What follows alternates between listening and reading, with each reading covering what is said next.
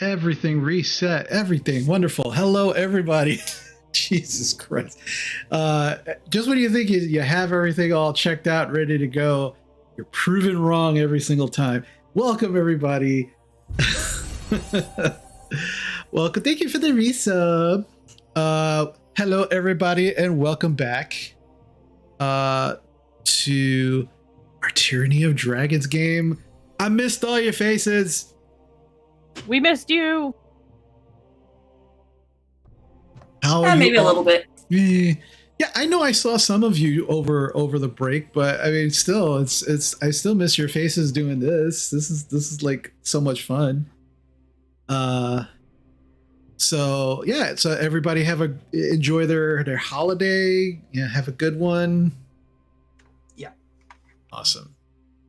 I'm gonna do some fixing real quick here. Gene. There we go. Perfection. All right. So yeah, welcome everybody. Thank you for joining us. We are back for Tyranny of Dragons. It's been almost 3 weeks since we were together playing. So tonight should be interesting. Getting back into the groove of things. Remembering how to actually play this game. Should be fun. And I hope all of you also have a happy new year, and I hope you all enjoyed whatever holiday it was that you celebrated over the last couple of weeks. But welcome, and we will see where it goes. So I got a pretty lengthy recap here because it's like 3 weeks since we played. So hopefully I won't miss anything. Please jump in if I misspeak or if I forget anything. So last time we were together. Oh wait, geez, see, I'm so bad at this. Announcements, right? Announcements. We're back. Yeah, announcement number 1. We're back. I'll also be back tomorrow for our Wildmount campaign. Also going to be back for Friday Night Magic. Should be very interesting considering all of the changes that have recently happened to Arena. I'm going to try and navigate all of that craziness. There are a couple of big time Magic the Gathering Arena streamers who have stopped streaming, at least temporarily, which has been very interesting. They haven't been very specific, but if I had to guess, it would probably have to do with the craziness of the new format. But we'll be delving into that on Friday, to be very honest. But we'll see what happens. The next announcement is that we still have stuff in the merch store. Amazing art. You can see that Julia is modeling some of our wonderful merch there, as well as Gene. He's wearing the Gorple t-shirt. And again, this is just amazing merchandise, not just for the quality, but the artwork by Danielle Sanfilippo from Rose Garden Illustrations, who did all of the artwork, our character artwork for our stream. Amazing stuff. So check it out when you can. And if you are subbed here on Twitch, you do actually get a discount. If you are a tier 1 sub, you get it's a 5% discount. Tier 2 gets 10%. And tier 3, 15% off any of your purchases in the merch store. If the merch there isn't to your liking, you can also support, and you want to support us and get some cool merch, one-of-a-kind merch that you can't get in the store. You can support us through Patreon. Every 3 months, you will be getting, depending on the tier that you choose, you will get every 3 months we'll get a new piece of merch. And again, you can't purchase these anywhere. You can't get them in the merch store. You can only get them from Patreon. So when you get a chance, check that out just to take a look and see if that's something that interests you. At the very least, we are so grateful just for the support of you watching us and being here while we do this. It is, believe me when I say it is very appreciated. And I would be remiss if I didn't do the final thing that I should do every goddamn time. Ladies and gentlemen, our Tyranny of Dragons opening credits will be back.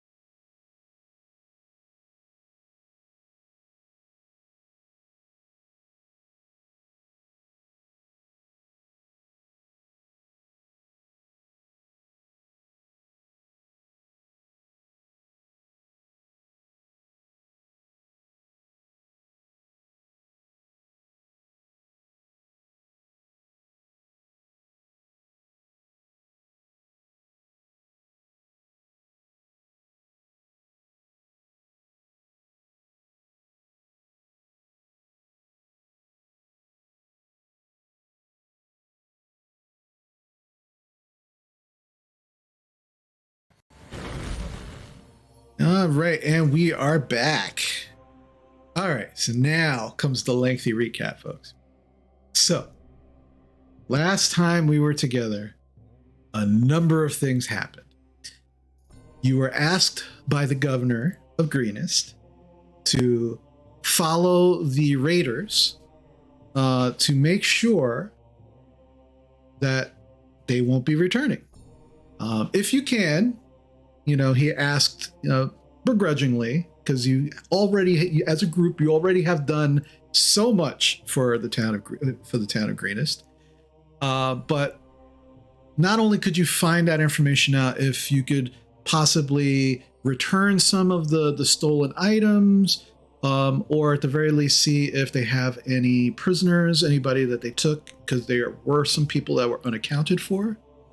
And you also were asked by a very young monk by the name of...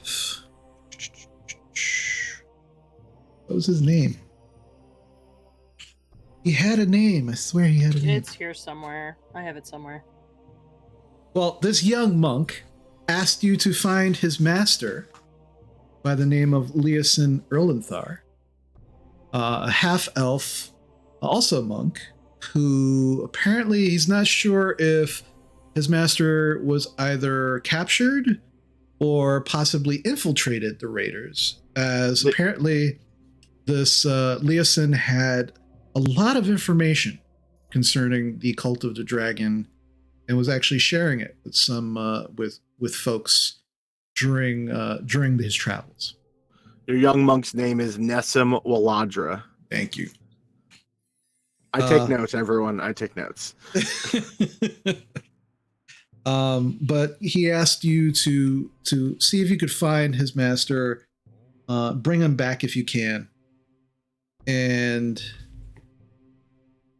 that's basically how your second part of your story at Greenest began. You followed the group. You waylaid some stragglers who had stopped for an evening meal with kobolds, who were easily dispatched by you, but gave you some interesting information. The information about a possible rear guard, which you were absolutely able to bypass. And in doing so, found your way into the enemy camp, which security was very lax. And you could tell that it mostly had to do with the fact that, people were still coming in from the raid. There definitely seemed to be an influx of new raiders as well.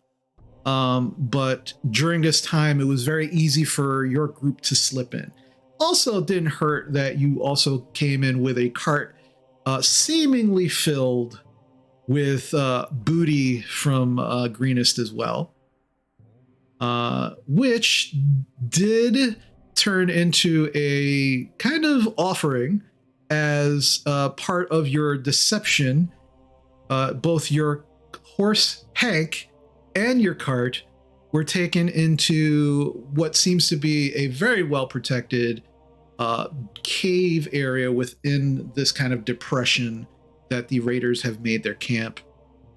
And you have since not seen the cart or the horse. It has disappeared into this cave. But in the meantime, your group has split up to try and get some more information about what's been going on in the camp. You did witness at one point an individual who got too close to one of the black half dragons, who seemed very, very upset and was hurt in the process. Grapple taking the initiative of dragging this person to the side and trying to heal him, was able to get some information out of them. That the individual in question, the black half dragon that nearly cleaved him in twain, was known as Resmir. And the human woman in the purple robes that was with him was Mondath. And both of them seem to be in cahoots and definitely like the ringleaders of the area. There was another black half dragon as well, but there was no mention of who that was. But that was kind of the information you got. And then in splitting the party, which is always a great idea, Gorpal decided to kind of walk towards a group of individuals in the area that he noticed both Resmir and Mondath coming from, and wound up getting some more information from these two mercenaries by the name of Gozer and Gunther, a tiefling and a half-orc. Gorpal having to control his bow in the presence of the half-orc, and thankfully you did, because shit would have got real fast. You were able to get some information about that there were some prisoners, that most of the treasure that has been gathered in that cave that you saw your horse and cart go into. But things are heavily guarded there. The groups are going to be leaving soon.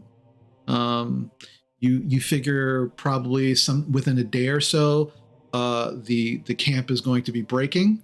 Not everyone is leaving when that happens. Not leaving with the main cultist group. Some are going to Baldur's Gate. As you kind of hearing some of these rumors going on.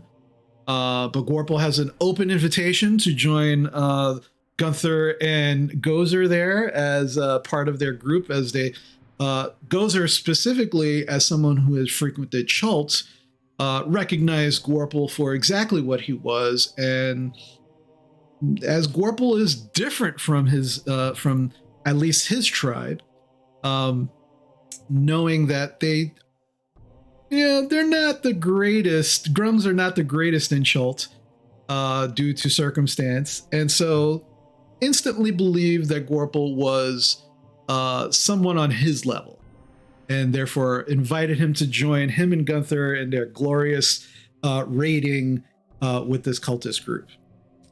However, The three Gs. The three Gs. It was GG, and now it's GGG. But we didn't leave off specifically there. Where we left off was the rest of the group. Basha, Bocek, Amala, and Drovar were making their way to the other side of camp, where they had noticed a number of Dragonborn and other individuals sitting around a fire, and around outside of their tents. And nearby the actual tent area, you also noticed a wooden, kind of like a wooden log jammed into the middle of into the ground, where three individuals chained with their arms chained up to it and seemingly unconscious, just kind of like chained to this log, while the rest of these individuals seem to just be kind of chatting and eating around this fire, and they all kind of look up at your group as you get closer. And that is where we left off. Am I missing anything? I think I got everything. That's more than I remember. Yeah. It's been over almost a month since we last played. I forget. Am I the dwarf guy or the dragon chick? You are nuts. Oh wow, we're gonna need a lot more alcohol to figure that out. Right, especially for Bocek. Yeah, unpack that really well. So yeah, as your group is now approaching, and Basha, if I recall, you are still invisible. You have not regained visibility. Did I stay invisible, or was I gonna be like the ankle chick, showing my ankles? I don't remember. No, that's right. That's right. Yeah, that's right. You're gonna be showing off some ankle. And you have noticed, like, there are a smattering of different individuals in this camp. Not everyone is in cultist robes, and in fact, that was one of the things you also learned, was that it was better that you did not come into the camp in cultist robes as you had initially planned, simply because this is kind of like the secondary group coming in, which was mostly mercenaries and sellswords who have been working with the cult. So it would have been a little suspicious for you all to be coming in as cultists when most of them were already in the camp. So this is kind of where you're at right now. As you're approaching, you see a black, a red, and a blue dragonborn, along with two individuals dressed in cultist robes.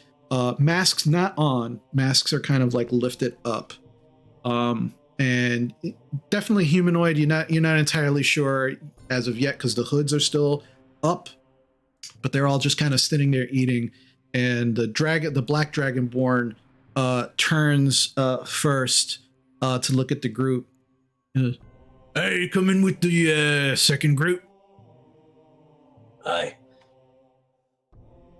Yes. This tent area is all filled up. If you're looking for space, sorry. No, we've got space. We're just stretching our legs. It's been a long trip. We part of the Wrighton and Greenest. Yeah, we did a bit of fighting there. Okay. Well, I didn't see you. What side did you come in from? What Okay. side did we come in from? Yeah. Well, okay, so Well, you would remember when you came into Greenest, you came in from the northwest side of Greenest and then made your way into the town. that's But that's legitimately how you came right. into the We're not town. lying when we say Yeah, that. we came in from Northwest. Oh, wait. So you just kind of circumvented. All Well, right. it's good. They didn't. They were all looking the other way, so we got in behind them and got a. You guys keeping their attention and allowed us to get in deeper. So we wanted to come and thank you. Yeah. Drover, I'm I gonna need look you- over. I look over at Bocek and tap the keg. Yeah. All right. Good. I'm glad you did that. I'm gonna need you to make a deception check. It was gonna be a disadvantage, but because you tapped the keg, metaphorically speaking, you just canceled out the disadvantage. All right. Now I have inspiration checked on my sheet for something like from I don't remember. I gave you I inspiration think it was for specifically. the "What's Happening" joke. But, Yes, yeah. I'm gonna use Yes. it, 'cause That we- that does not go away in between sessions. All right. If the DM gives it to you. I'm using it. All right. Because I'm really not good at this.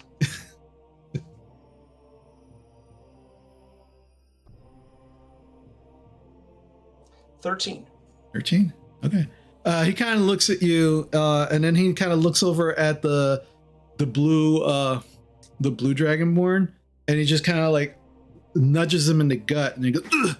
And he goes, see, if we would have been smart like them, we would have taken so many hits. And as he's talking, now you can see like they're all kind of like bandaged up and cut up. I mean, they're not like on death's door or anything, but they look like they've taken a lot of hits over the course of the evening, over the course of the raid, and they're just kind of like recuperating.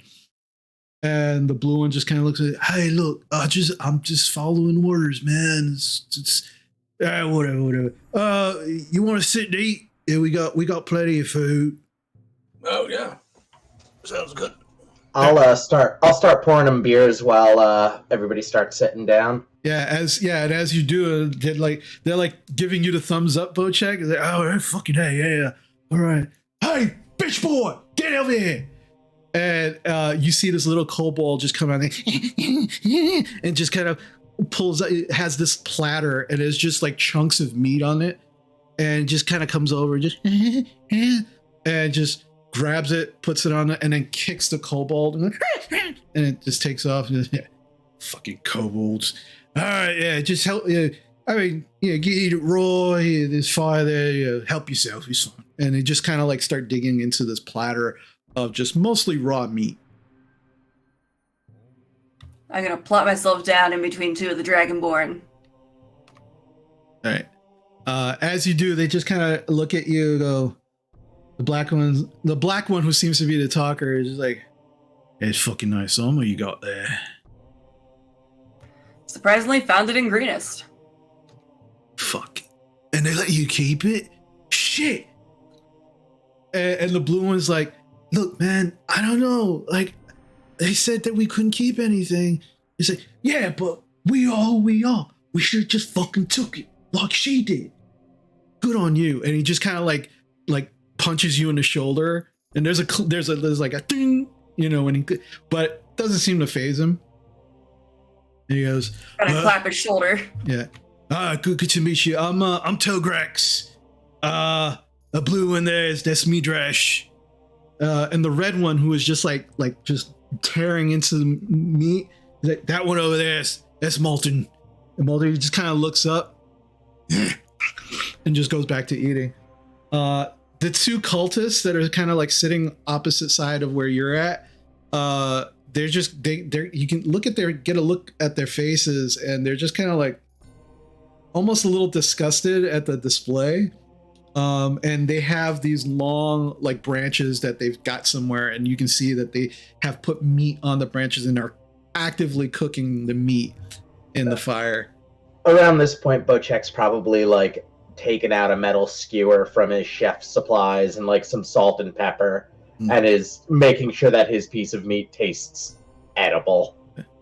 The two cultists look over at you, Bocek, and you there, son, why don't you sit next to us, please? Would you mind sharing some of those spices there? Yes, no problem. I would like to take out salt, pepper, and do I have anything that's like overly spicy in my chef supplies? Like what specifically? Like a cayenne or a overly hot sauce, something that's going to make them miserable if they eat it. I'll say some cayenne. Yeah, that's kind of, I would say, a normal spice that you would have. Yep. All right. I'm just going to give them the salt, pepper, and cayenne, and not tell them what it is, and let them season their meat. Mm-hmm. Yeah, and they, without question, as you kind of start pulling this out, they take the little pouches out and they kind of start sprinkling it on the meat and kind of going back to cooking. Everyone except the two cultists takes a mug of your ale. The cultists kind of say thank you, but no thank you. And now, your religion no allow you drink? No, it's not so much the religion. It's just more just not in the mood to partake, but thank you. All right. And they're just kind of, and you can see them kind of like sniffing at the spices and then putting them on. The shorter one does get the cayenne and just starts coughing and sneezing. The other cultist kind of chuckles a little bit and just and they just continue to cook. But the three dragonborn are just like kind of, and then the Tograx, the black one, Amala, just grabs some meat and just shoves it into your hand. Come on, what are you waiting for? It's not going to be. We're all tonight to party. All right, we're getting out the fuck out of here tomorrow. Now's the time. Come on, let's do it up. Just don't be bashful here. Thank you. Appreciate it. I'm Amala, by the way. Oh yeah, Amala. It's good to meet you. Good to meet you. And they just continue to eat. The dragonborn are just kind of tearing through it. Basha and Drovar, what are you doing while this is all going on? I'm kind of curious why, if everything seems like these guys are celebrating a victory, why the cultists seem aloof or on alert or something like that. So I would like, I'm not terribly good at it, but I'd like to do an insight check to try to get a read on, like, why are they not, like, glorying in this victory for their god and that kind of thing. Okay. Yeah, so make an insight check for me. What about you, Basha? I was gonna say two things. One, did I have a nickname that I might have used back in the old Waterdeep days so that I'm not giving them my actual name? Like, did I have a rogue nickname? Maybe, I'll make it up, but I'm just saying, would I have had one? If you want one, yeah, you can give yourself one. That's fine. That's fine. Just if they, I'm not saying they're even talking to me, but if they talk to me, I'm just gonna have that in my head. But Yeah, basically she's just gonna sit down, probably between, depending on where everyone's sitting, I'm thinking between Bocek and Drovar, kind of in that area. Okay. And she's definitely gonna look kind of flirtatiously like at the cultists, but not like outwardly like talk to them or like make any motion or anything. Definitely showing a little ankle, while sitting down and but she'll hand me, I know, so saucy, and she's gonna hand some meat to Bocek and be like, Bocek, will you make this for me? Thank you. While you're doing your meat stick thing, thanks. Yes, of course. Okay. No problem. Drover, what'd you get in your insight check? 11. 11. Okay. They're kind of hard to read. I mean, you definitely get the sense that they are also, in a sense, celebrating. They just don't seem to be celebrating in the way that the Dragonborn are. They also seem to be, I guess the best way to put it would be, they are in the same camp as the Dragonborn. They're not necessarily friends, but they have a common goal. So they're kind of you get the sense that they're tolerating the presence of the Dragonborn, but they're not so much like being aloof in such a way as like, oh, we're better than you, but you could tell that they definitely feel that they're better than everybody there. As everybody's sitting around the fire, Bocek quietly raises his hand. The fuck is wrong with you? What are you raising your hand? He has a question. He always does this. What Yes. is it, lad? Guys, not Dragonborn, guys who worship dragons. Question for you. The two cultists kind of cock their heads. I just laugh and just drink my beer. Yeah. And you have their attention. They're staring at you. I don't see any of your people drinking. Are you guys all staying sober while mercenaries get drunk so that in middle of night you can kill a bunch of drunk mercenaries and not have to pay them? And if so, will you remember that Bocek give you spices? I do a spit take. Hilarious. I'm gonna look around the Dragonborn just to see what their looks are. So a couple of things happen.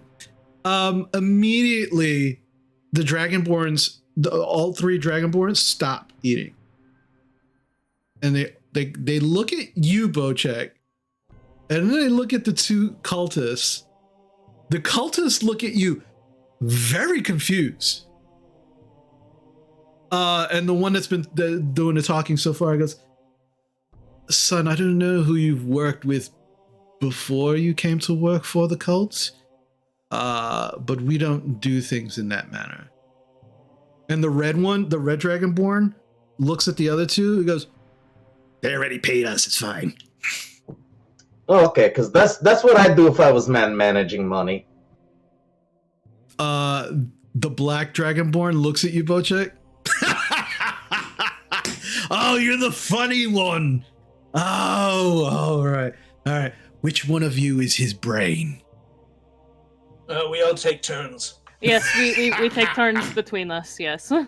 The two cultists, they begin chuckling. Also, it's like there was like a tense moment, and then they all began to chuckle and laugh, including the cultists. No, son, we don't do things like that. And you really are simple, aren't you? And Wala's going to say yes in Dragonborn. Or in Dragon. I make a mental note to kill him later. I like specifically, I'm going to pick out some distinguishing feature and be like, he's the one I kill later. What did Dad call me? Mom and Dad always call me growing up Arkham Razor. Yes, Occam Razor. Yes. The now that you're actually sitting down next to them and you've been talking with them, the cultist has been doing most of the talking. You can now see is a half elf. Not any facial hair, but there are these sideburns that kind of come down to a point on the side, like dirty blondish hair kind of peeking out from underneath the hood. Very, very fine features, high cheekbones. The one sitting next to him, definitely human. And the one that's the human cultist is not really said much, but is like listening and laughing and chuckling, especially with what Bocek said. That was the one that was sneezing from the cayenne pepper. But the half elf cultist is eating the food, even the food that's spiced with the cayenne. You watch him as he kind of eats it. He kind of coughs a little bit and then continues to eat. And is just kind of watching the group as you're all talking and interacting with each other. Okay. So we swap a couple of war stories, kind of thing a little bit, but eventually Drover's like, so what do they do? Pointing up to the guys chained. Oh, those are the prisoners. Occasionally, I mean, we use them to do the dirty work that we're not going to do, but as my large friend there said, Togrex, we're going to be breaking camp tomorrow anyway, so there's not much use for them. We'll just leave them there. Why not just set them free? Is cruelty part of cult manifesto? Manifesto? That one. It's her turn. Could I please speak with your brain? Which one is the brain today? I point to Bosch. It's like she spoke up. It's her turn. I guess it's my turn now. All right. Please inform your friend here, your very, very simple friend.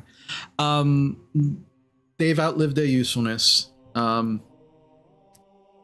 mean, letting them go, I mean, we could, but there's all manner of creatures that they probably won't be able to defend themselves from. They're much safer here in the camp. I mean, as I said, they outlived their usefulness. We're not running a charity here. And as he says that, like, everybody starts chuckling and laughing, including the Dragonborn. Hey, Chris. Yeah. Would my hand and the top of their head be about like lifting up a basketball? Yeah, pretty much. I would like to lift him up and have him look at me eye to eye, and you can talk directly to me. What do I need to make a check to lift him? I need you to make, let's see, this is gonna be for you, this is gonna be a strength check. For him, it's gonna be a dexterity saving throw. First roll of the new year, nat 20. Oh man. So good. All right, so let's see. What did I miss? Hold on a second. All right. So, just want to see. I'm just curious to see what he gets. And that is going to be. Here we go. Come on. Come on. You know you want to do it.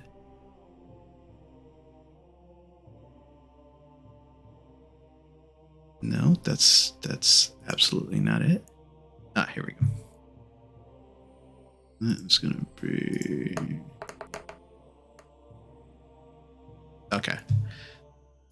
Now, Bocek, I'm gonna need you to roll initiative very quickly. 10. 10. All right, and he gets.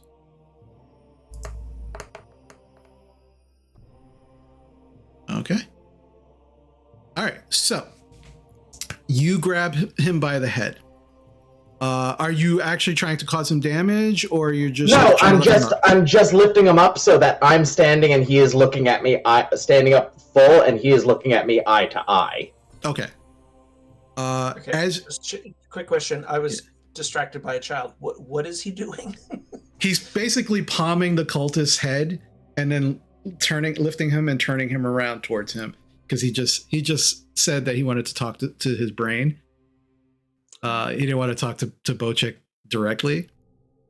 So Bocek, as you do this, you absolutely just palm him and just kind of lift him up and turn him towards you so he's facing you.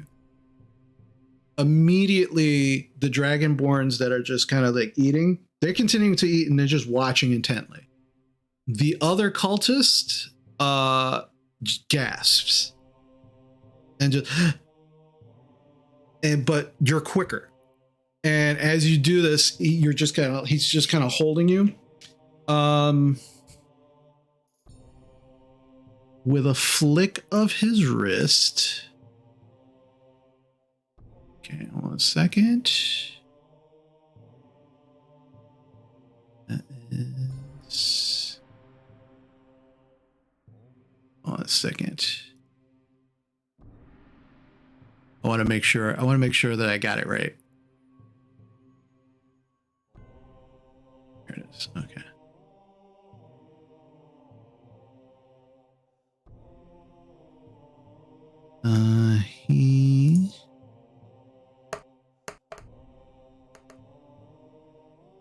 Does a 19 hit you?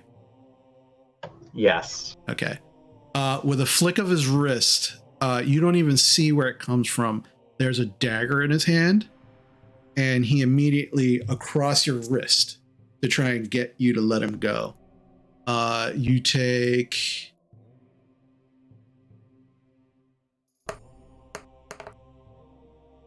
6 slashing damage. I would like to Stone's Endurance the damage just for the pure purpose of making him feel like he can't, making him feel powerless in this situation. Okay. That negates the damage. And as you do this, negates all 6. Mm-hmm. Okay. As you do that, and he cuts in and is expecting like blood spurting everywhere, and nothing happens. He wrestles out of your grip, unless you want to desperately just hold on to him. As long as he heard me say, when you talk, you talk. When you talk to me, you talk to me. I'll let him escape. Oh yeah, no. He definitely heard you.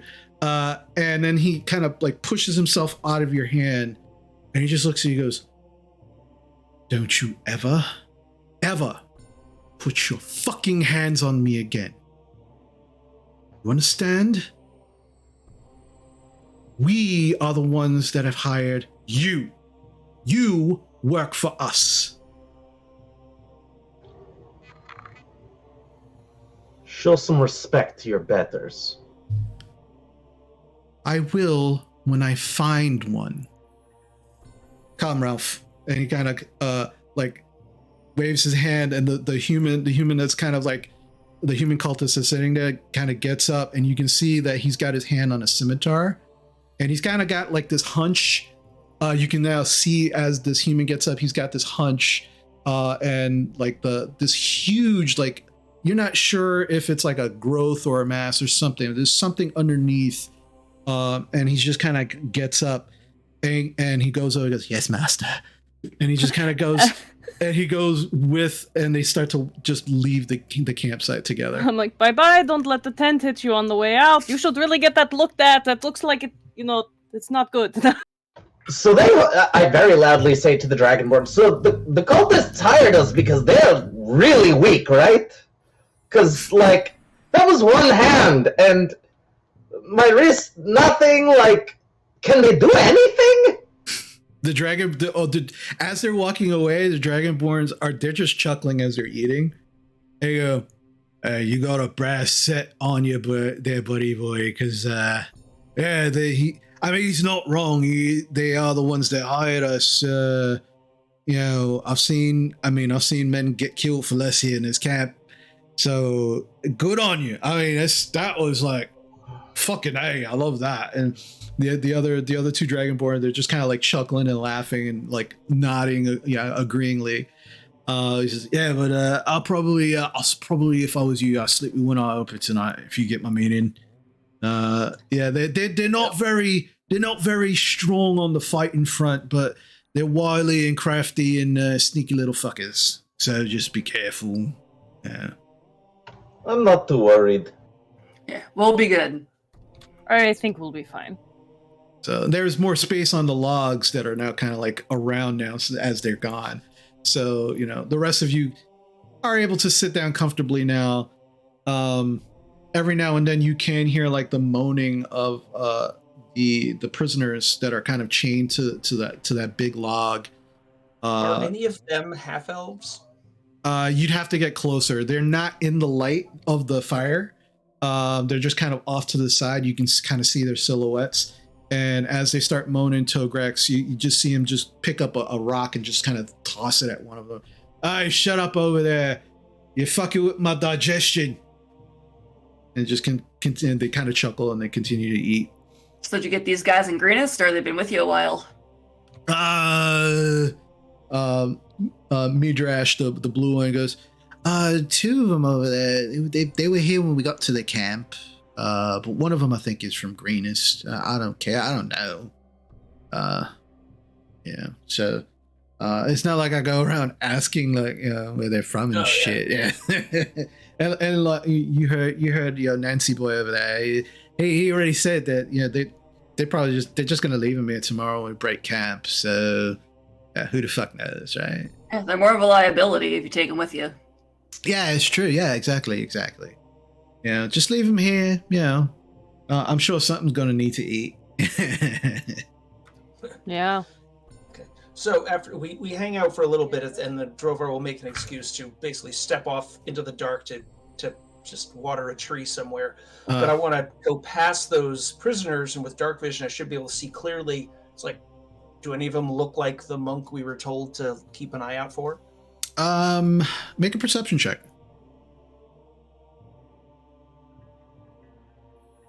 And just you would probably be doing this behind one of the tents or to the side of one of the tents, because there are no trees in this area. They're like, this depression has been cleared completely of like brush, and like there's some scraggly, like kind of tumbleweed brush. I just go into someplace private to take a leak, but I'm kind of getting a look at them as I go past. It's just where my feet take me.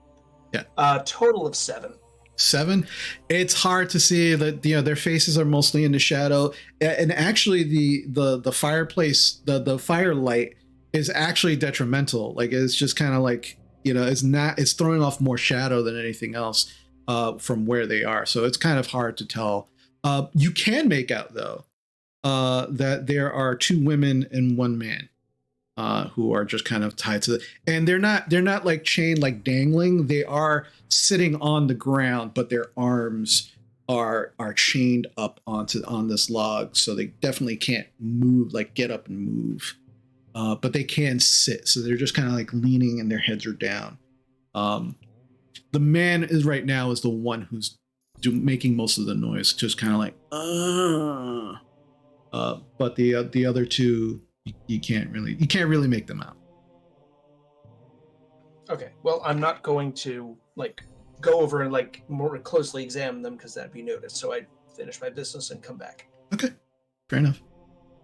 Is there anything else that you're doing with these 3 dragonborn while you have them here? Nothing with the dragonborn themselves, but I'm trying to get them to go to bed before we do. I keep feeding them drinks. They keep downing the drinks, and they're so happy. Like, this is fucking. We've been drinking some like ale made out of piss water or whatever. I don't know where the fuck they got it from. This is good shit, man. Like, where'd you steal this from? I make it. You made it? The fuck you stealing for? You can just sell this. I do. Yeah. Oh no. Even better, because you got this background of being a raider. You could sell it, right? Get their money, kill them in their sleep, take it back, and then sell it again. So you're maximizing profit. Isn't that what I was talking about earlier? Was it? I don't remember. It's one of the reasons we keep them around. Yeah. Yeah, it's really, really tough there. Really tough guy, Is there anybody else hanging around near the prisoners? No. Right now, it's all of you minus Warple, the 3 Dragonborn, and the prisoners are off to the side. There are still people kind of like lingering, and you can hear like the partying happening, behind to the sides, all around you. But in this specific tent area, it is just your group and the 3 Dragonborns along with the prisoners. Yeah, I'm just trying to get these guys drunk so they either pass out or go to bed so I can interact with the prisoners without anybody around. Yeah. It's kind of what I was thinking. I thought I was going to start, like, fake yelling at the prisoners or something so I could, like, get up there, but I think I'll just wait till these guys get drunk, like, Okay. you know. Well, I actually had an idea as well. Okay. Oh, okay. Continue. I'm kind of looking around. I'm just kind of like keep leaning back, glancing around. I'm looking for that, nerdy cultist to come back with more guys going, he's a tall to Goliath and he has put his hands on me. And I'm like, yeah, that asshole's gonna come back. Yeah, like I'm looking keeping for an that. eye out. I'm keeping an eye out too. Like I can't wait for them to come back so I can like kick that one in balls. I know which one it was. I remember. Like I never forget. So Basha and Drovar, both of you make perception checks for me, please. Amala, what was your idea? I'm curious. So Amala is going to say in like really like disgusted, like draconic, be like, oh, that moaning over there is just getting to me. I can't enjoy myself. And I'm going to get up and walk over to the prisoners. Mm-hmm.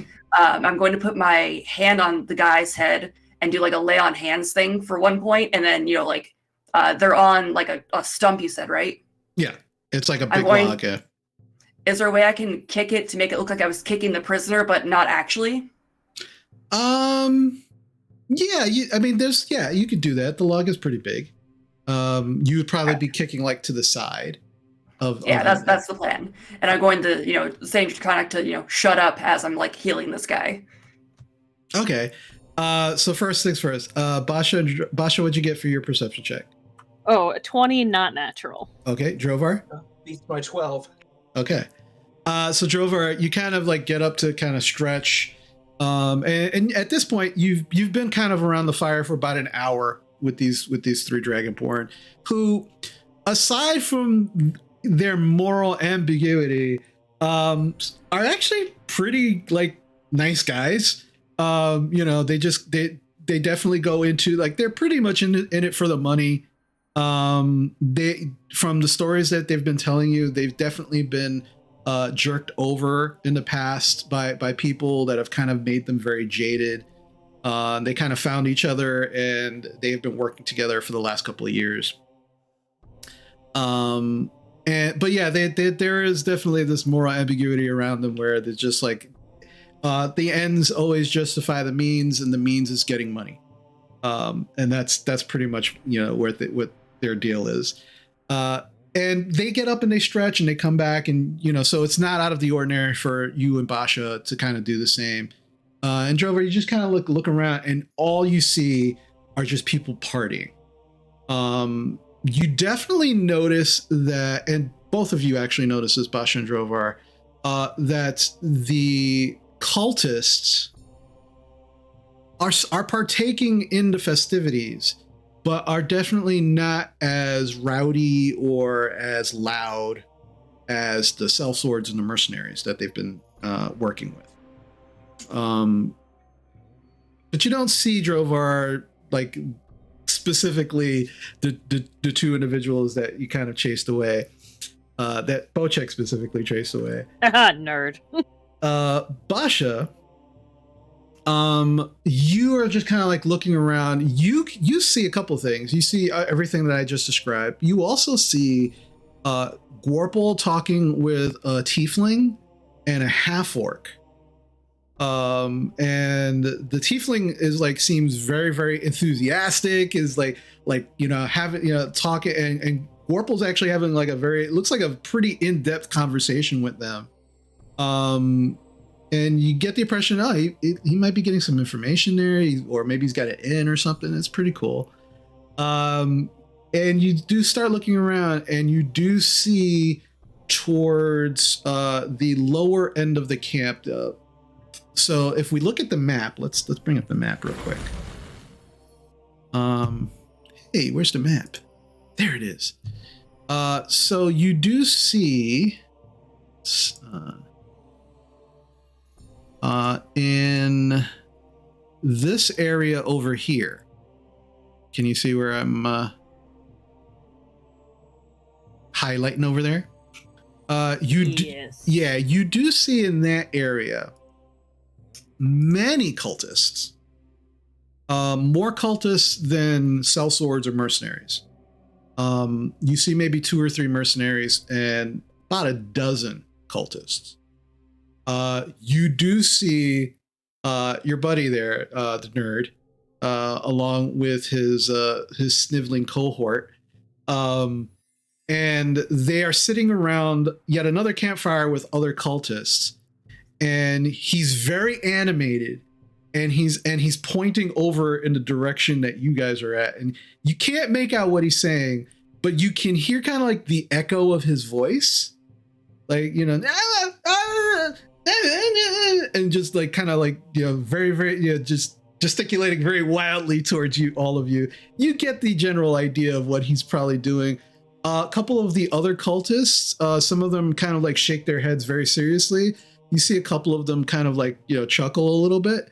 But he seems to like be telling the story of what happened, and he seems to be commiserating with them. But off just slightly to the right of this campfire where this group of cultists is, you see another log, and you see 3 sets of chains around it, 2 of which do not have individuals in, but there is 1 individual chained to this log, with his face, with his kind of head down.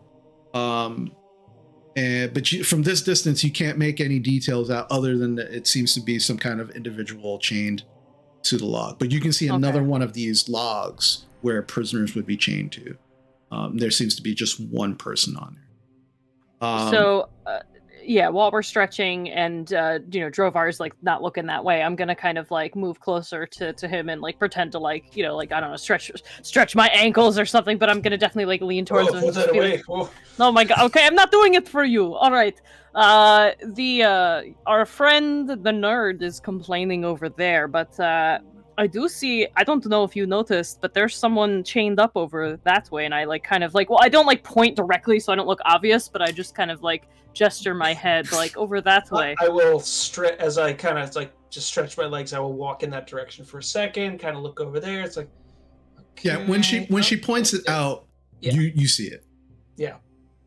So it looks like this guy, he's telling his sad story of, you know, how he disciplined that unruly fellow who tried to manhandle him. Does it look like he's getting a bunch of fellas together to come dish out justice, or is he just getting sympathy or mockery? Nobody's like actively getting up or like moving in that direction. They definitely seem to be listening to him. Okay. And then there's that one individual hanging, you know, by the chains. Yeah. He's just kind of like they're just kind of chained up at this point. Well, it's kind of going into. I mean, there's not going to be as many folks except in the Lad's Ale, but I suppose, you know, just a stroll in that direction. Is maybe is he close enough to other people that if somebody walked past him, you know, they'd notice us? Like we could just be going for a walk past him or something. Yeah, like a casual stroll. He's not okay. So essentially, he's probably maybe about this individual's probably about maybe 15 or 20 feet away from where the group of cultists are. So you would probably guess. I mean, it's clear that if you're going to that pole, you're going there with specific purpose because there's nothing else around the pole except for tents, right? No. So you're either going to a tent or you're going to that pole, and you are a fair distance away. So just to kind of remind you, you are all over here, and you can see that the group, the pole itself is probably about here, and the fire is like right around here. Okay.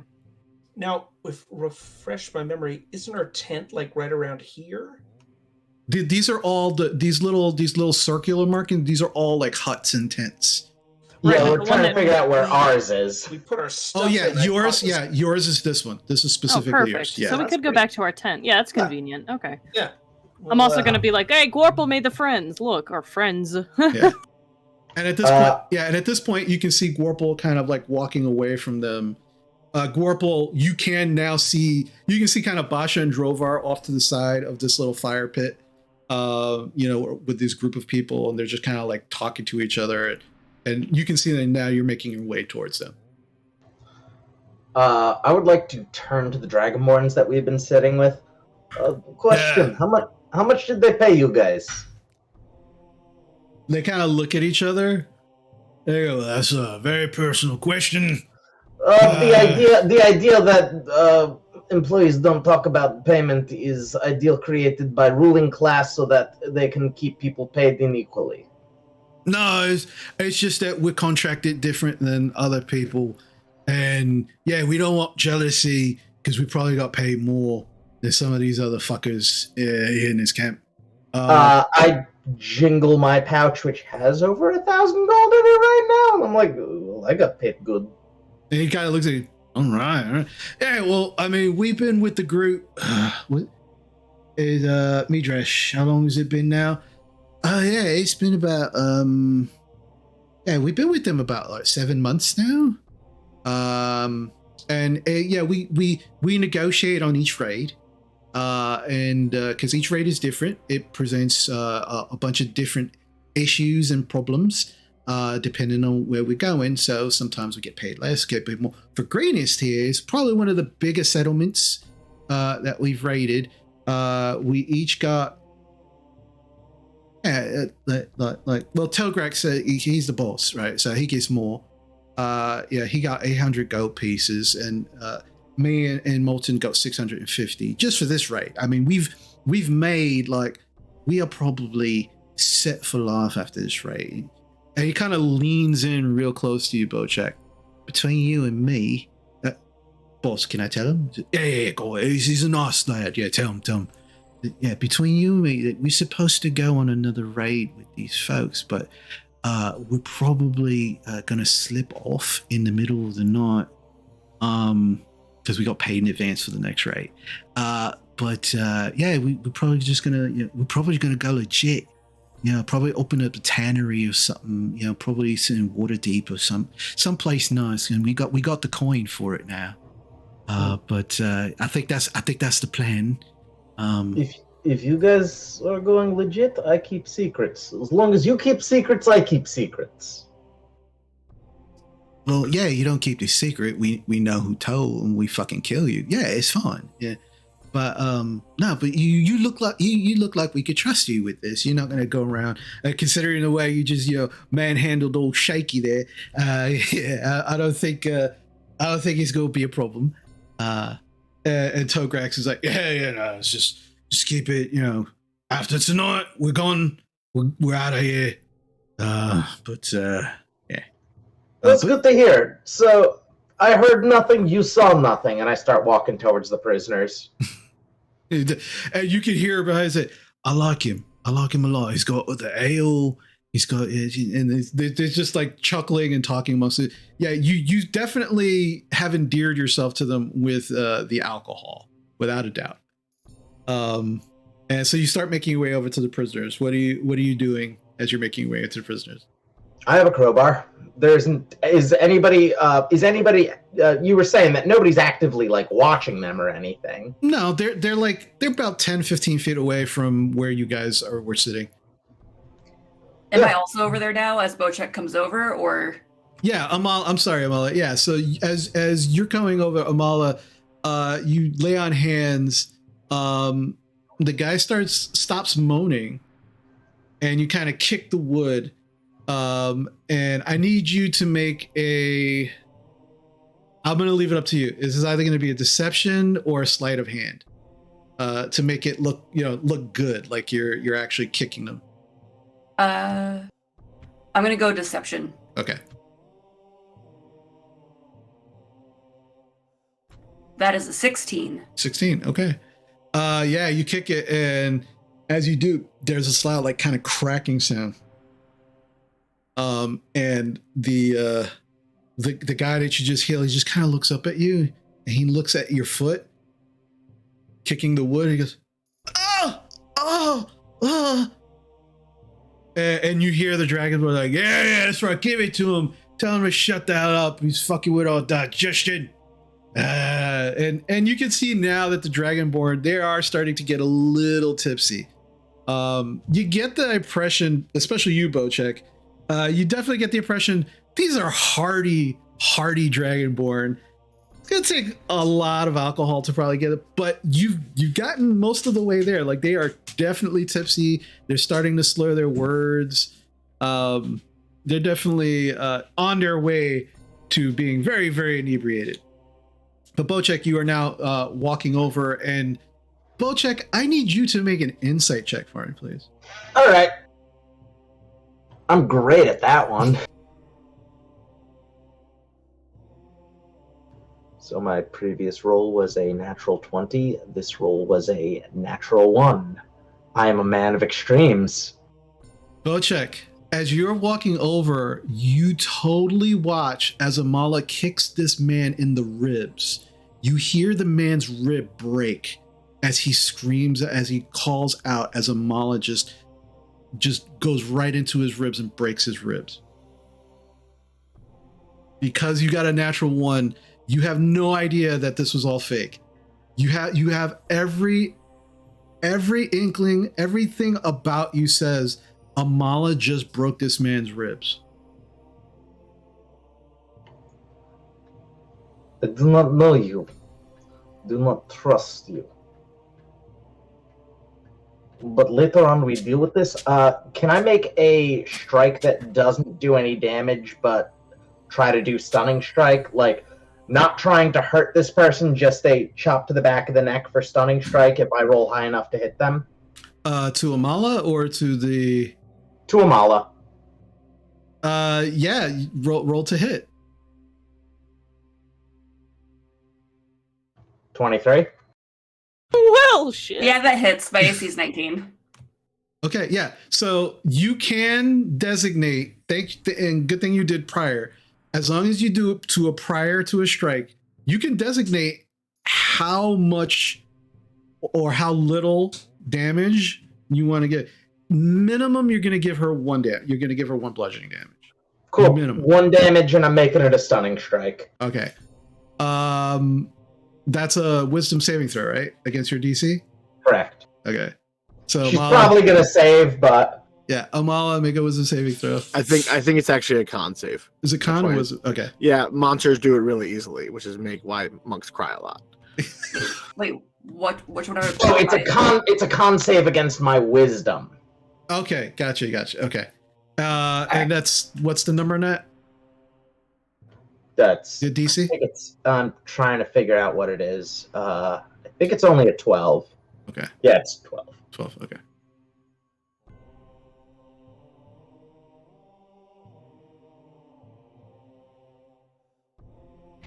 $24?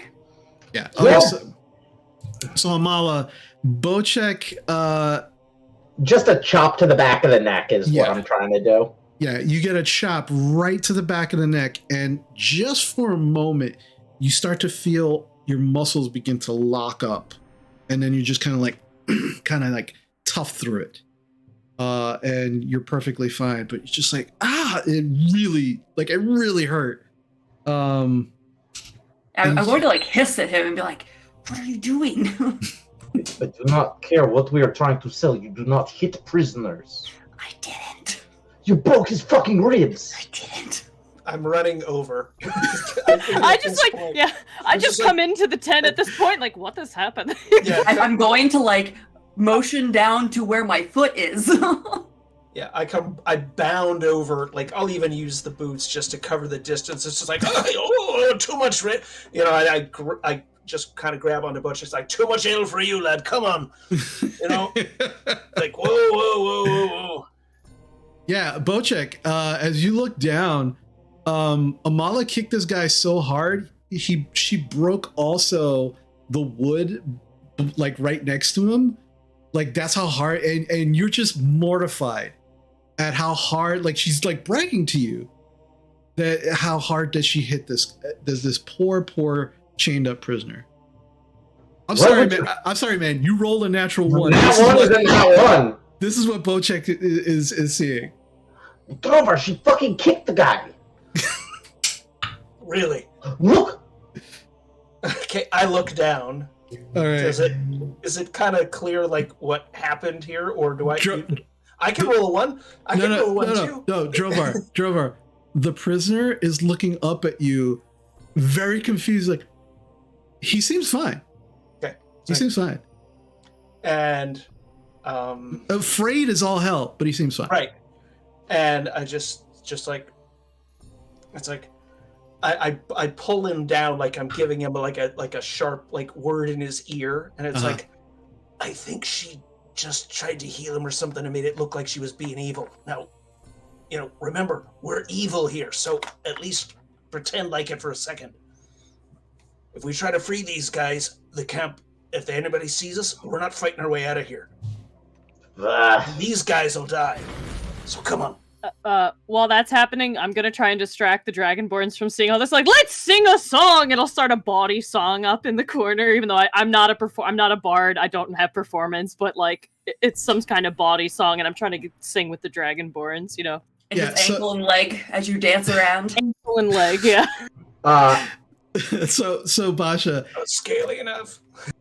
Absolutely. As this is going on, they are just kind of like looking over, like, because now there's like there's 3 of you over by the prisoners now, and they are starting to look over, and now you start kind of singing. I need you to make a performance check for me. Great, because I have a +1 on that. That'll be great. Great, that's an 11. Okay. All right. So Malton and Midrash are definitely, they just kind of like very quickly turn and they go, yeah. And they just start clapping as you're kind of dancing, kind of give you a rhythm. But Tograx is definitely like just really, really interested in what's going on over there. But the other two definitely seem to be very enthralled. Okay, so I've like talked to Bocek, and now I look over at Amala and I give her like a waggle of the finger, and it's just like, you never break anything unless you paid for it. Those aren't ours. Come on. And I just kind of, give her a slight shove away from them. I'm gonna curse at him in Draconic. I don't understand that. I love Dargan! I shout fake drunkenly over there in Draconic. Midrash and Malton just like, they start chuckling and laughing, and they just continue to clap. Tograx gets up and he starts walking over towards you, Drovar. He goes, "Are you fucking beating on? Are we killing him? Is like dinner in a show? Yeah, we're leaving him. I told her she gets a temper and he's drunk. She wanted to start the fun. She wanted to start. They mean drunks, eh? Oh, he is, and she takes it out on things that interrupt her rest. And I told her, hey, look, if we're not here to start anything. We'll finish it, but we're not starting it. Well, now I want to punch something. Oh, let's have a go. But you're like, yeah, no offense. I mean, I know plenty of really tough ass dwarves, but you're tiny. I don't want to hurt punch you. Him. All right, yeah, roll to attack. Roll to attack. Yeah. Tavern brawler, breaking it out. Why didn't I take sleep as a spell? Why didn't I take sleep as a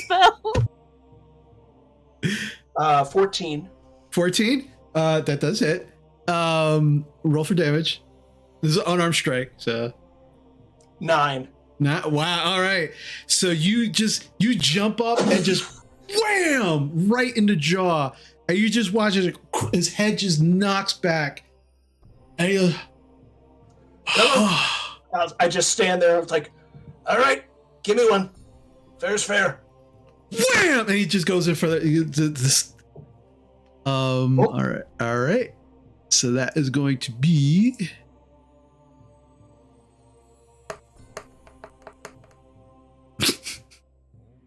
Yeah, that's not gonna hit.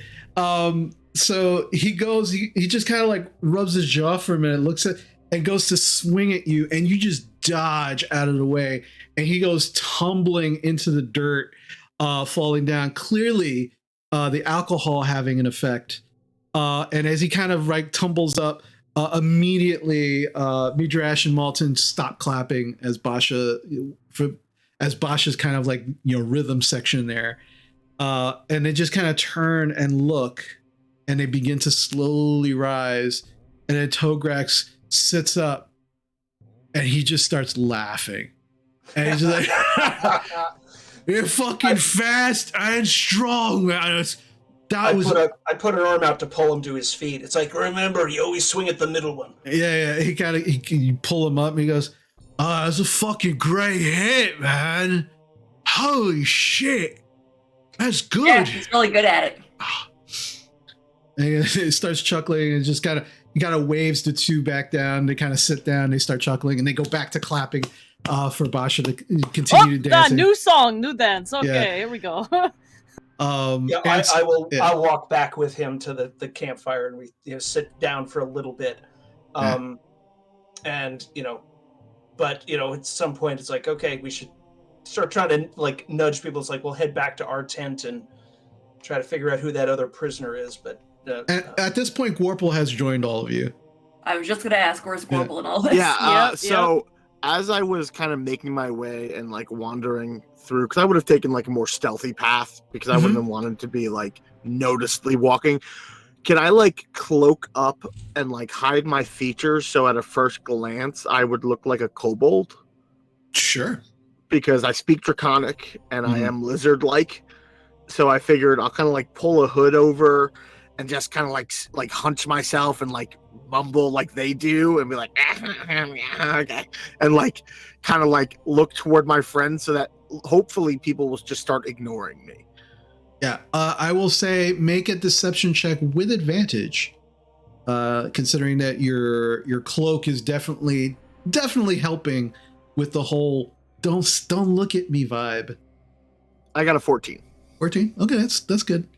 So you start kind of like, kind of shuffling a little bit, and you've seen enough kobolds, especially at this point, that you kind of start mimicking the way they kind of move and shuffle a little bit, making the little noises that they do.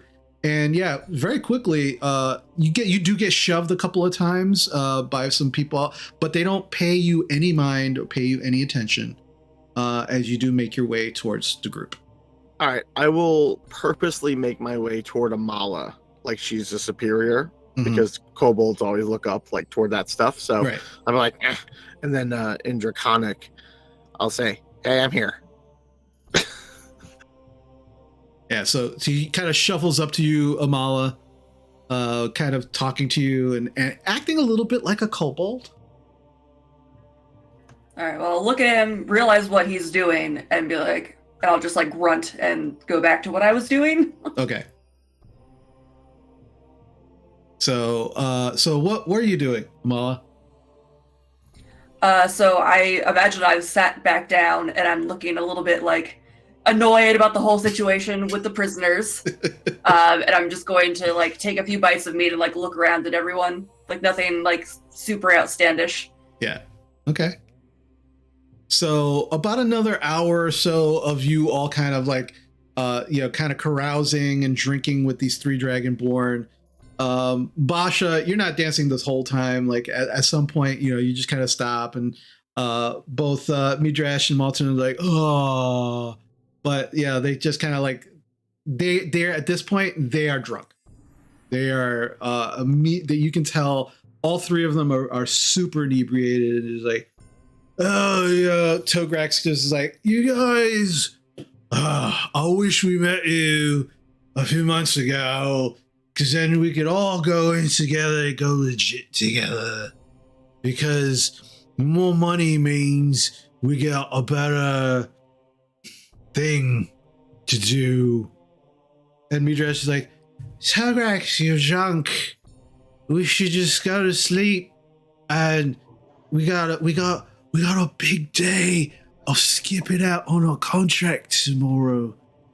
And yeah, where's that other raid gonna be going in case we decide we'd rather just skip out ourselves?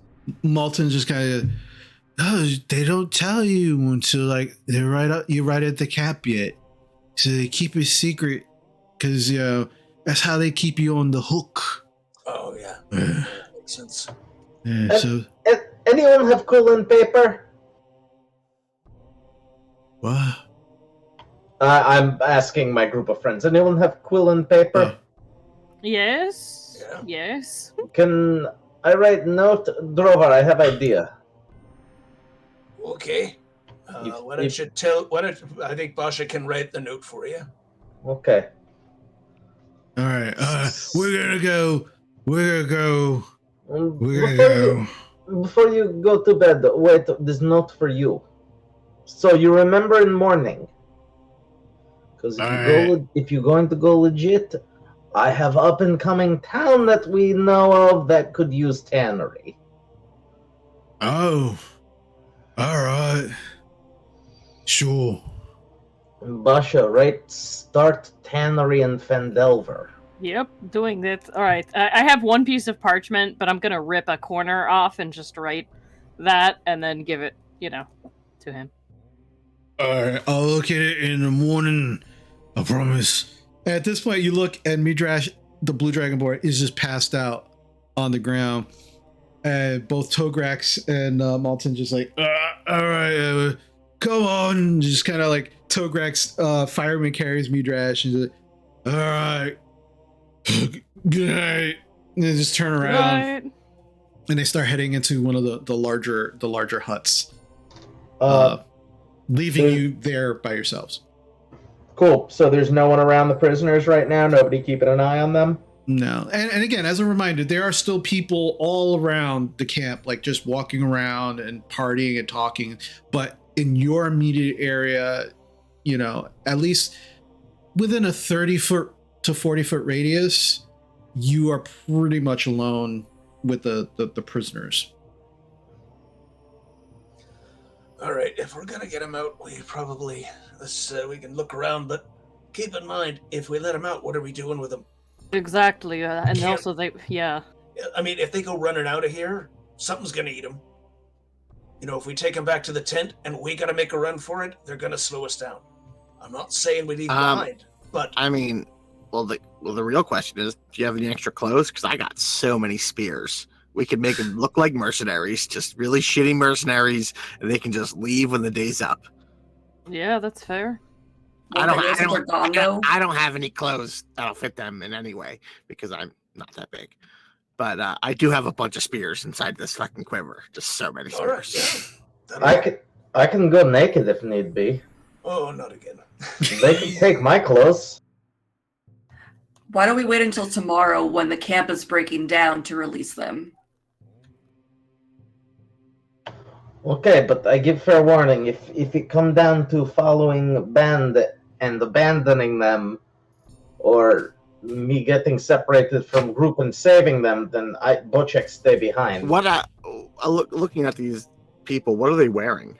Are they just like ragged? Are you going up to them? Yeah, I'm gonna go up to them. Okay. See this. All right, so you go up to them. The three individuals, they seem to be wearing like regular like peasant clothing, torn to shreds. You can see that there is blood. There is other dried liquids on them. Like they're a mess. They're a mess. Right now, the only one that is moving and conscious seems to be the man. There are two women that are not moving at all. Are they breathing? You have to make an investigation check. You have to get right up on them and I'll check that. Can I do a medicine check, actually? Yeah, that's even better. I do that.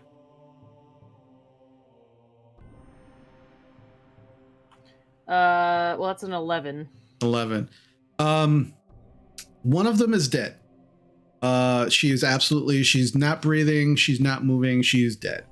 The other woman, barely breathing. You don't know the extent of her injuries. Why, you can tell that she's been beaten, she's been cut, but she's like, you can hear ragged breathing. There is blood kind of dripping from her mouth, but she is alive. I will say to Amala that this one needs help. Like this, we need to help her. All right, you all come sit down. I'll go over and I'll take care of her. Okay.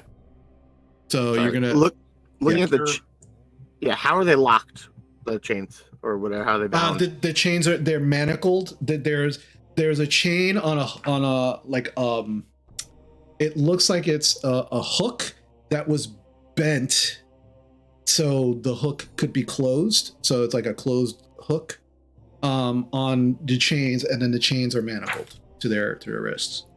I don't leave, and I don't take my eyes off of Amala with the prisoners. I'll kind of like follow her, but I'll be like shuffling with her like I'm her kobold assistant. Gotcha. Okay. All right, I'm gonna do a lay hand action on her and bring her up 1 point, and then I'm gonna go run to the dead woman and mumble like a prayer under my breath for safe travels. Mm-hmm. Okay. How much are you putting into the other woman for lay on hands? Just one for right Just now. one? Okay.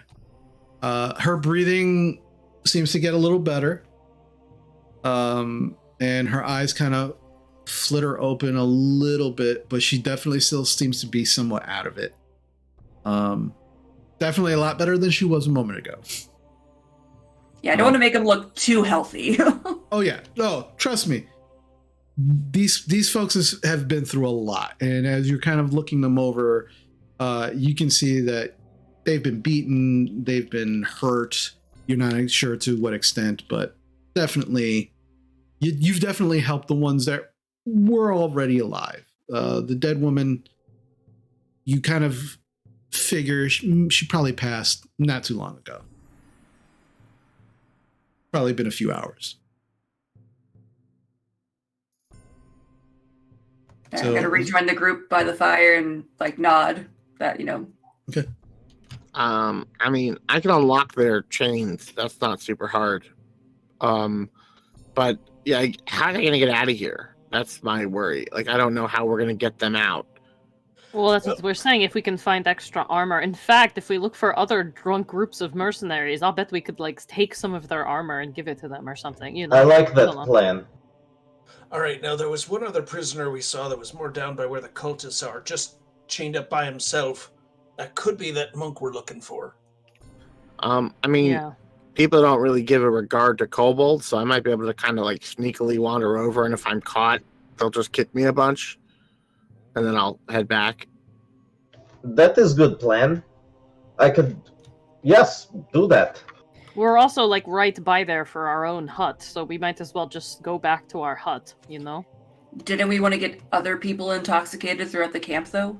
Well, that was the plan. We've been it was going to be hard to get a lot of people really drunk if we, there's only so many of us, and he's only got so much ale. Yeah, there's a lot. I mean, if you had to estimate, you're looking at there's probably close to 200, if not more people in this camp right now. Yeah, and as a matter of fact, you are lucky that you actually have a hut, because you can see people that are just like passed out, like on the ground in different areas that are just not even in huts. You're not sure if they have enough room or if they're just drunk and just passed out. You're not even sure. I would really like. Yeah, I was gonna say I'd like to find some drunk, passed out people in like the scrub brush or near the scrub brush where I can easily steal their stuff.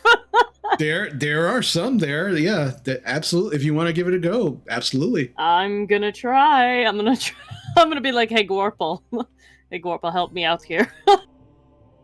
What do you want me to do? We're gonna take their stuff. Why don't we just find tents with people's stuff that's in it? Because you don't sleep in armor. Oh, that's true. We could do that. I feel like taking stuff off of a person is really, really just dangerous. All right, here's my second caveat. Let's take some stuff, and then one of these passed out guys, let's put some of other stuff from the same tent, like around them, so it looks like they stole it. So then if anyone looks for it, they get in trouble, but not us. Trust me, if the camp is breaking up tomorrow, there's not going to be time for people running around. We're getting you're right. Getting too complicated. All right. We look for the campsite that was the loudest and is now dead quiet. That means they're all asleep. We just go in, grab some stuff, and go. Why don't we just pick fight with all cultists while they too drunk and sleepy and beat The them all to cultists are death? Because they're not drunk. Yeah, it's the problem. Okay, we wait for them to fall asleep, elbow drop each one and sleep. I mean, there's hundreds of them. If we wake this camp up, like You're right. My mercenaries are going to be a problem. my right elbow will get tired at the round 75. You're right. Yeah, I'll have to yeah. switch to my left. Yeah. I mean, if we're talking weird shit like that, I mean, why don't we just cut off the snake's head at that point? If you're worried about waking this whole camp, like we have those 2 half dragons, we also have those guards in front of the horde or whatever. We don't even know what's happening in that cave, so we don't even know if there's even more reinforcements. There We could don't- be a dragon in there. Yeah. So And Hank. we beat up another dragon. Oh, jeez, lad, you're getting. Okay, Yeah, we all right. can't get Your too alien cocky. hat. Bojack, Right? Bojack, you're a tough, big person, but like, yeah, we did a lot of cool stuff in the past year and a half or 2, but I gotta go with Drovar here. This is a lot of people, and we have no idea what's in that cave.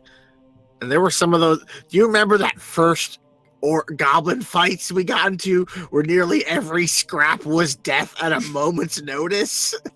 I'm young. I ain't ever gonna die. Oh gosh, I'm younger than you. This is a problem. Simple is best at this point, I would say. I think the best thought is let's check this slave out. We need to find this half elf guy, because if he has information, it might lead us. I have a connection with those 2 idiots over there, and I kind of point. And you notice that I no longer have Groin Seeker on my back; it's gone. And they're like a mercenary company who they're really shit heels, but they're going to be moving on with the troop, and they really like me, and they want me to be part of their team. So I at least have a way in to keep moving forward. So I think the goal would be we need to keep moving with the horde and find out where it's going. Because unless it's staying here, because if it's staying here, then we could fucking stop, wait, let everyone go, and then raid it.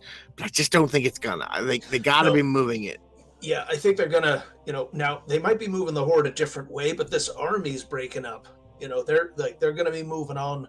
The 3 that we were chatting with, there's one more raid that's scheduled, but these 3 are gonna ditch out and try to go straight. For all that's worth,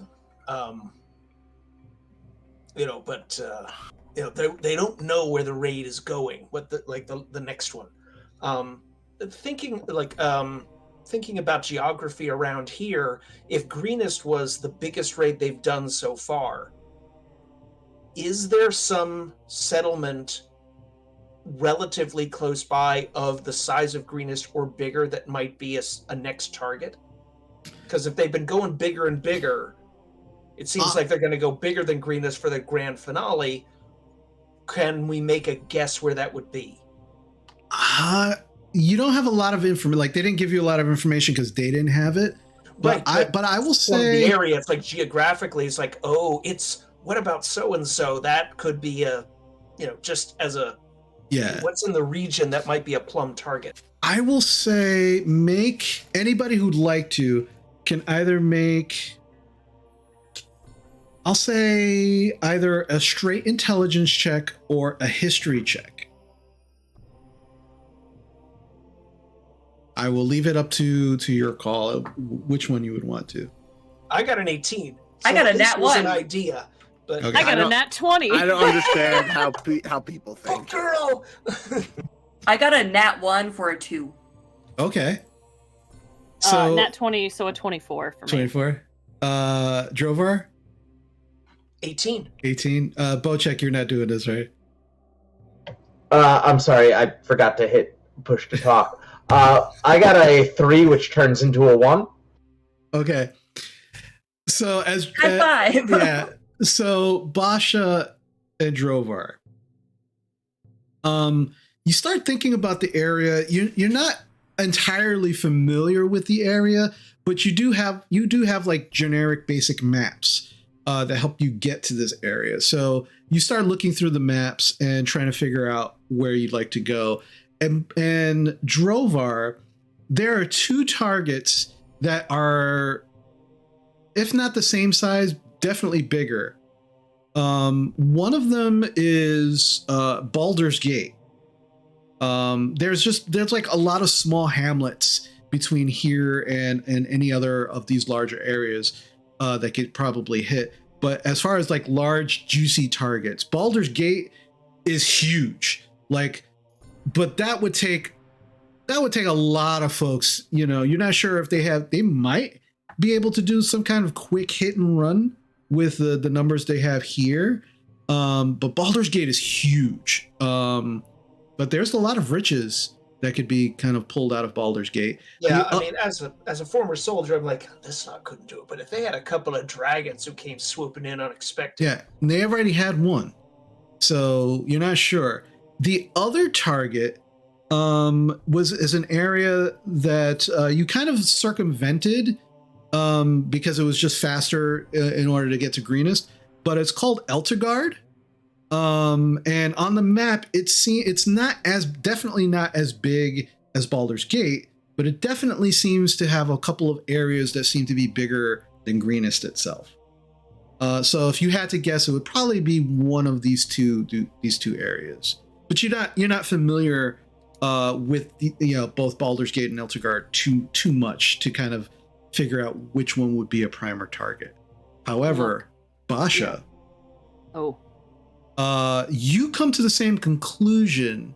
However, because of your schooling and all of the strange things that you've learned in wizard school, you do remember that Eltegard has a very strange thing that would probably stop raiders or those with evil on their mind from actually approaching the area.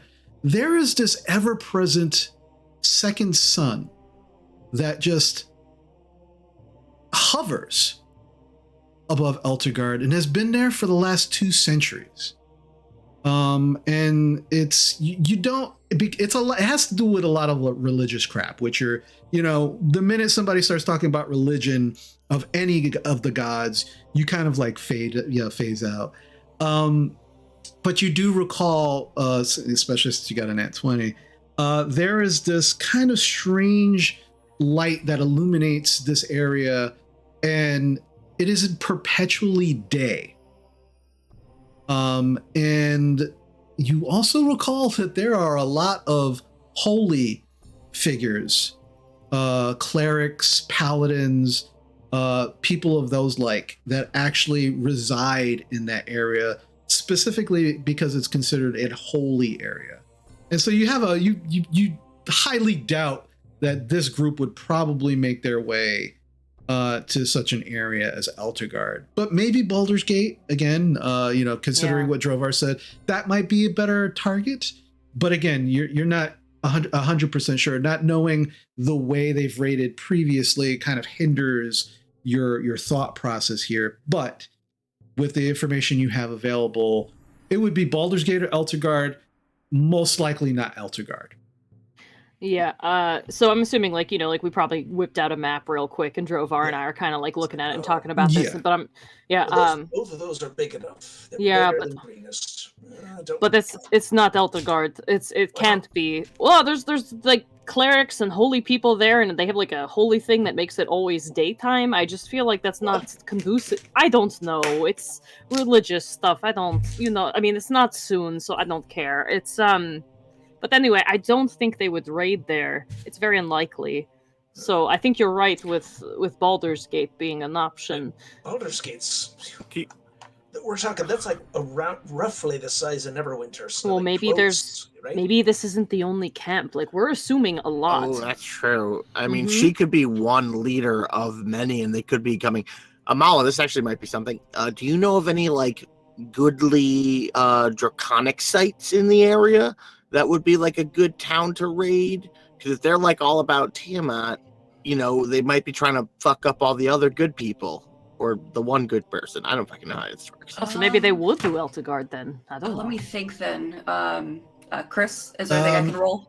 I would say, considering your journey to Greenest and the preparations that you made, you don't even have to roll for this. You would know that the area at one point many centuries ago, there was a lot of dragon activity in this area, both of metallic and chromatic dragons.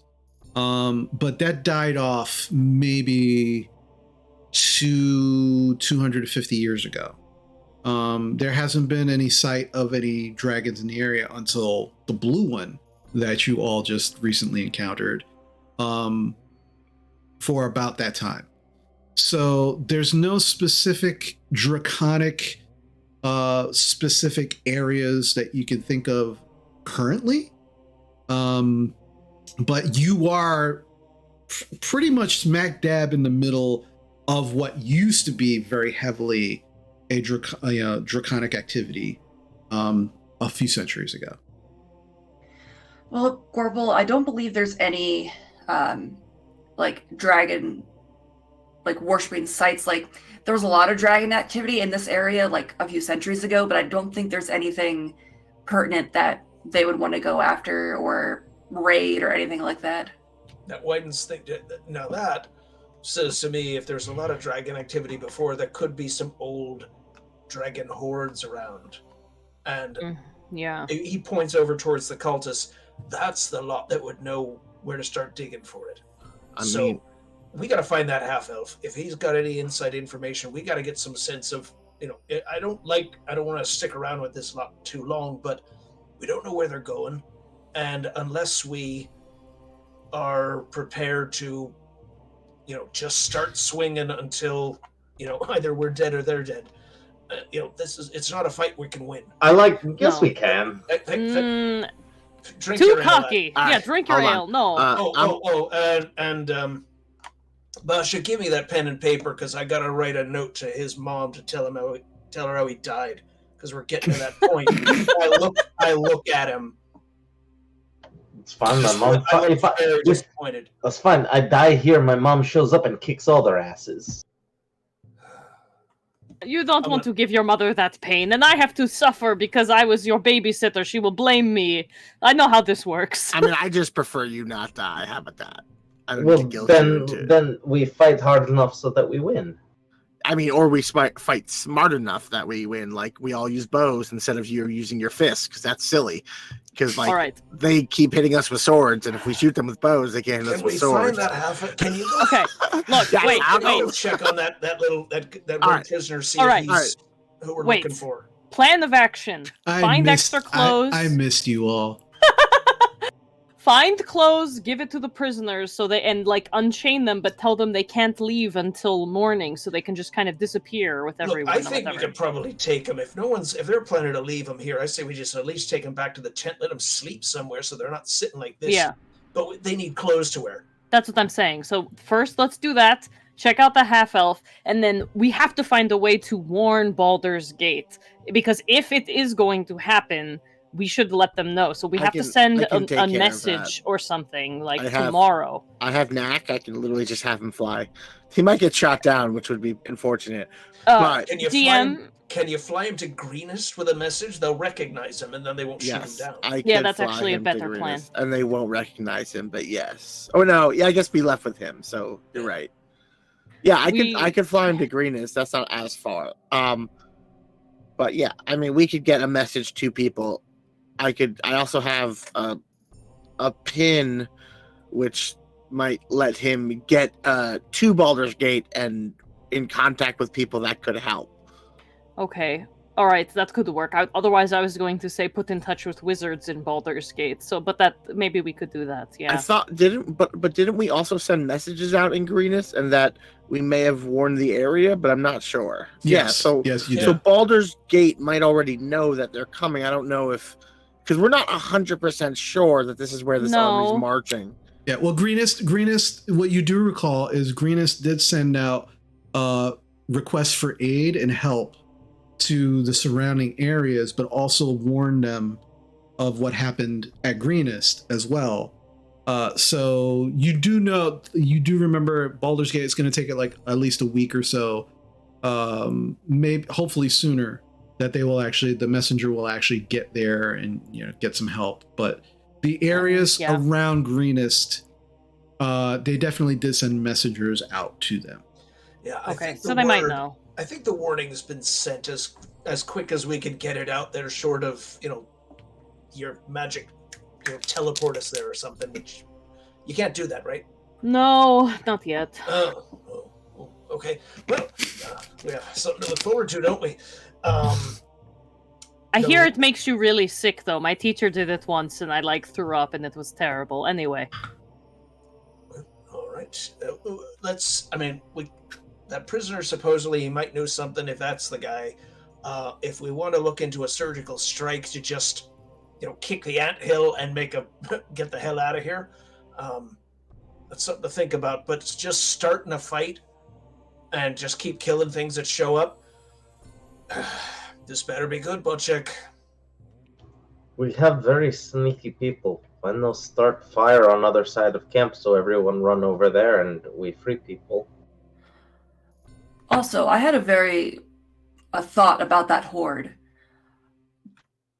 Do we know anything about this area and their cave systems? If perhaps they're moving the hordes through cave systems? I actually was on that as well. I was gonna send Knack to the other side of this hill to see if there's another cave entrance in this hill, because then we might be able to sneak around and go in from another side that's not as guarded or not guarded at all if they don't realize it. Oh, wait. But maybe sneak around and find a dragon, which we don't want to do. Okay, I got a question. Now, you can see through Knack's eyes, right?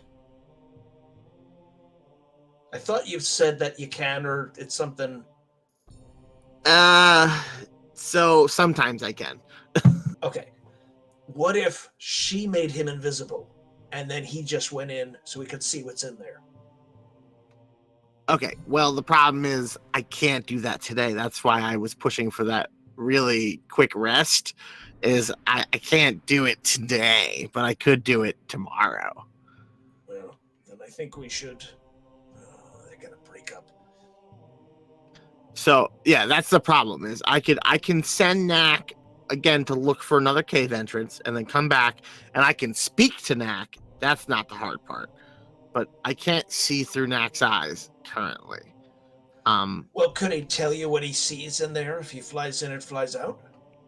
Yeah, when he comes back. But the other thing is, I know those things are all guardy and stuff, but I might be able to sneak past them and get into that horde cave. But then I'm on my own, and that's super dangerous. Which is why I was wondering if maybe Knack just flew right in over their heads. They wouldn't even hear him. They'd probably kill him. The creatures would probably scent him. He's not as stealthy as I am. He makes loud shrieking noises, if you haven't noticed. Well, we got to roll the dice somewhere. And I'm not prepared to roll the dice on just starting a fight with everybody. So how about this? Let's go sneak around, try to find out who that prisoner is, look for our elf. I'll send Knack to the other side of the hill to see if there are any other cave entrances that might give us a chance to lead our way from the other side. That way we might be able to get a look. If it's not guarded, we can investigate it. Getting out of this camp might be a little tricky, but we'll worry about that. I don't know. I think we should definitely try to find this half elf. That's, I think, our core plan. Yeah. If he's been here, he was trying to find out what they were up to. Maybe he can tell us something. I mean, I'm also willing to listen under the big lady's tent and sneak in there when they're sleeping. Again, dangerous, but might be worth it. Now, if you're good at sneaking, I'd say let's head back to our tent, and we'll pick up some clothes from some sleeping folks, and we're gonna take these two prisoners. It just look like we'll just take them with us and just let them sleep in our tent, because nobody cares. But I don't think they're gonna live. Tomorrow someone's just gonna take a shiv to them on the way out, just for giggles. All right, I think that's a good plan. So we just need to steal some clothing real quick. Yep. All right, great. And then you want to free them? I got spears, so they look like mercenaries. Yeah. Great. All right, so we'll do that first. Let's go find some sleeping people and take their stuff. Okay.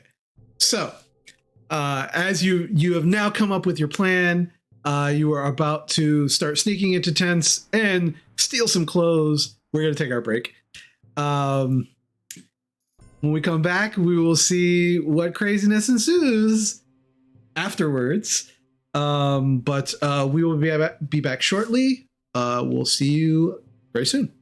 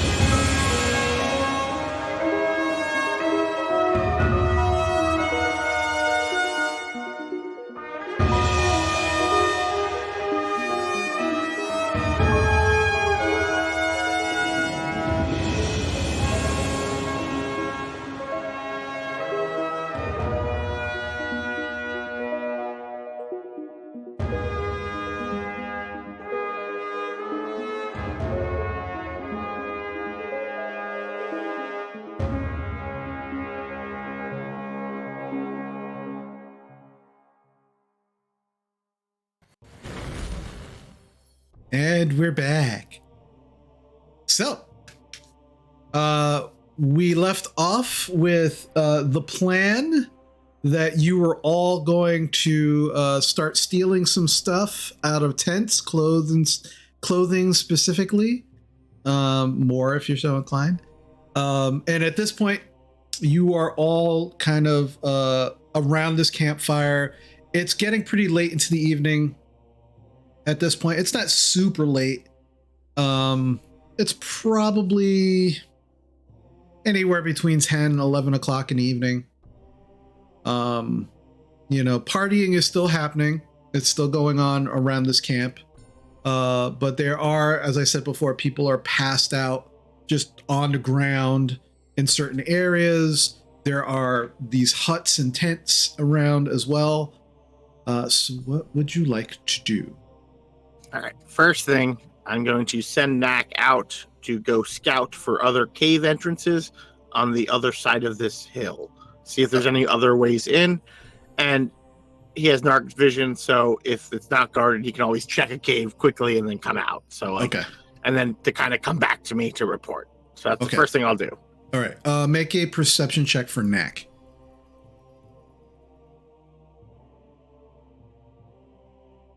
That will be a 17. 17. Okay. You send Knack out as the rest of your company is the rest of your crew is just kind of like sitting around, putting together plans and ideas of next steps. What are we going to do?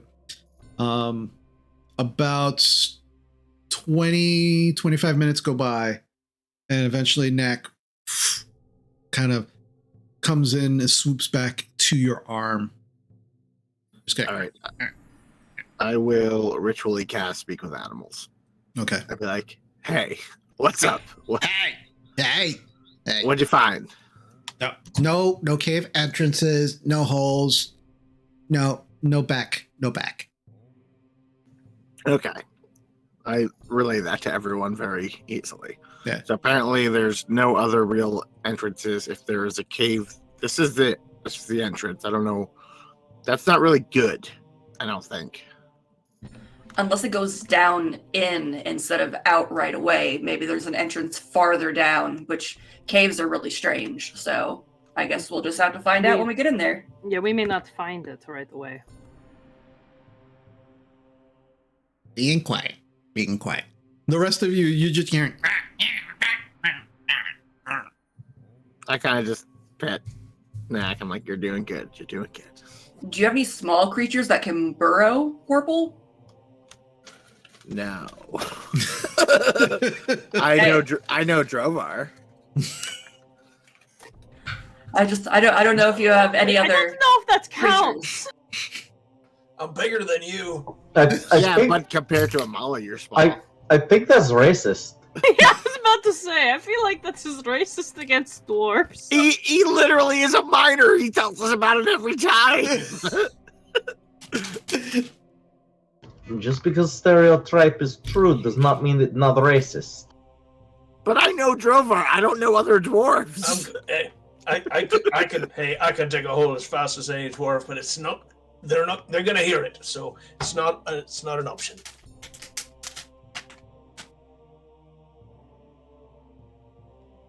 I mean, I could silence the area, but then they'll know something's up. Yeah. I'm gonna start looking for clothes, okay? That's what I'm gonna go do. Yeah. You want me to help you with this? How do you want to do Yes. this? All right, you want me to go steal stuff? Because I don't really Yeah. want to, but I will. Yeah, go Okay. steal some clothes for the man and the woman. Okay. I'll guide myself, and I'm gonna go stealthily out into the camp to steal some clothing. Okay. Now here's an important question. Are you starting from the hut that you've claimed, or are you starting from the other campsite where the three dragonborn are? I'm gonna probably head away from our camp into just kind of look through our camp first because I don't know what they've been doing and they've been partying because the dragonborn, they'll obviously know if their clothing is taken in the morning. Okay. There are a few sellswords, mercenaries, a few cultists like in the immediate area. like not in the campsite per se, but just kind of hanging around outside of the campsite, where there are a few fire pits, and they're just kind of like sitting around. Some of them are drinking, eating, party, just conversations, partying, things like that. So the hut area seems to be, for the most part, untouched as far as where the partying is actually happening. Yeah, but I figured if I just sneak into someone's hut, Mhm. there's probably going to be their stuff and clothing that I can just snag. Sure. Make a stealth check for me.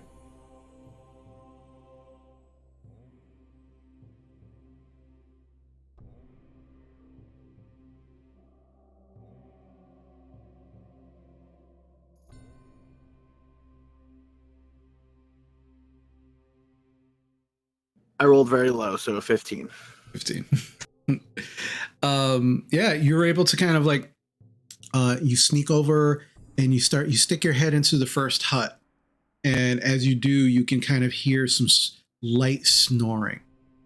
And as you look, the smaller hut, there are 2 kobolds and what looks like a halfling, just kind of like laying, like passed out, sleeping. And the light snoring that you're hearing is coming from the kobolds. But there is just that the halfling is just kind of passed out, and you can see some belongings over to the side. Does it look like only their belongings or other people's belongings? Looks like probably only their belongings. Then I keep going because I don't think people are going to fit into halfling clothing. Goldilocks. It's too small. Keep going. Yeah. Yep. Okay. All right, keep going. Okay, so you make it into the next hut, and as you kind of stick your head into this hut, this one's a little larger. You see what looks like 4 bedding areas.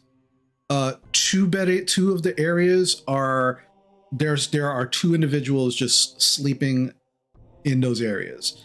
The other 2, however, there are no individuals there, and everybody's belongings are like kind of like piled up either at the foot of the bedding or at the head of the bedding. But there are 2 empty spaces where you could easily kind of like go in and probably grab. You're not sure. Yeah, I do that one.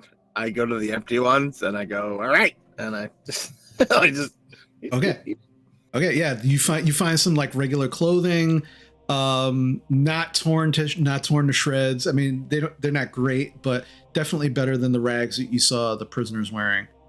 You don't find armor on one of them. On the second one, you do find what looks like just regular studded leather armor. Great, I grab that. Okay. All right, so you currently in your possession, and you are your size. So you currently now have like an arm full of clothing, and in your other arm, you just have the studded leather armor, and you're just kind of like, I need you to make another stealth check for me now, please. At disadvantage, carrying all of this stuff.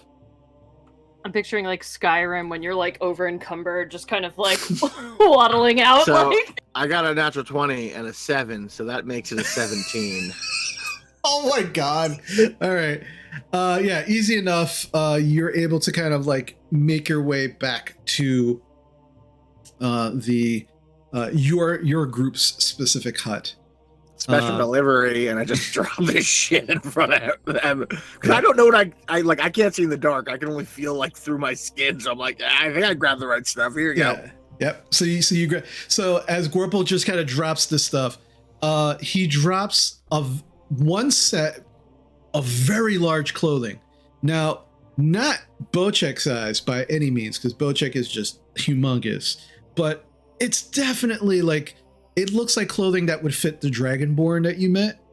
And then the other set he has, it looks like studded leather armor, no specific markings or anything, just black with even the studs are like a dull brass that don't reflect the light very much. So definitely armor used for sneaky work. But these seem to be like a general sized humanoid clothing. You're not sure who it would belong to, but it seems like humanoid, average size, fitting anybody between, average size, 5'6" to 5'10", that kind of. that kind of sizing. But that's what you have. Do you want to get more? Is that good? Can we go free? Is that enough for both of them? I mean, yeah. Well, you give that big shirt to that lady; she can wear it as a dress, and the other guy can wear the other stuff. I don't know. All right, let's go get them and get them in here. Give them a place to rest. They can put that stuff on. Give him the spears. Yeah. Oh, I got so many spears; they can have them all. We'll save some. We might need them for other people if we find others. All right, so who's making their way back to where the prisoners are? Because you are in two different camps. So now you're making your way back to the other camp. I mean, right? I can get there stealthily and unlock them. I don't know what else. How else you want to do that? I think, frankly, we could just walk up and take them. I mean, nobody's going to object to it if we're like, we just look back at them and go, we're going to have some fun with these, and just, just act like complete assholes that are going to murder these poor bastards because we're bored. Exactly. As long as we act like we're, evil, I think we'll get away with most anything here. Acting, Bolchek. Keyword, acting. All right. And how about if you guys do that, do you want me to go check out and find out about this other prisoner while that's happening? Yeah, that'd be good. Okay. Alrighty. So, who's going to get the prisoners? And so Drovar, Bocek, anyone else? All right, so Drovar and Bocek are going to the prisoners, and you're carrying the clothing and armor? No, we're leaving that in our tent. We're gonna just take them as if it's like, we got work for you. Okay. And then Gorple, you said you are going to check out the other prisoner. Yeah, I'll be like, hey, Amala, Basha, just watch my back. I'm gonna try to sneak over there. I'll get my best details, and I'll come back and let you know what's going on. And then if I overhear anything, but just make sure if they catch me or something, just pretend I'm your kobold, Amala, and like scald me and get me away from them, because I'll still like act like I'm yours, but just in case. I don't know. I don't want them to like try to torture me or anything. That'd be horrible. Of course. I will definitely cover your back. Okay. And I'll like shuffle my clothing up a little bit and get all hunched. Okay. All right. Bocek and Drovar. You make your way over to the prisoners, making your way back to we're going to just call it the Dragonborn camp, just for ease of location. And you get over there, and the fire pit that you were sitting around is the fire's still going, but it's starting to, it started to get lower with nobody there to tend it. And as you're making your way past over to where the prisoners are, there is another person just kind of like standing over the prisoners, just kind of leaning over them. And as you get closer, you can see that it is the blue Dragonborn Midrash, he's just kind of standing over them, and he's got his like back to you as you're walking towards him. Is there anything that you would like to do, or you just gonna? I'm just gonna walk. Hello. Hey. As you do, he just kind of very slowly just kind of turns around, very, very bleary-eyed, just kind of looking at both of you. Oh, hi. And What are you doing away? You look like you should be sleeping. What's going on? Oh, I didn't hear the prisoners moaning, so I came out. It's just so weird. That one looks better. So does that one. That one's dead. That's okay. But these, it's like they got better. I don't understand. Okay. How many fingers am I holding up? What?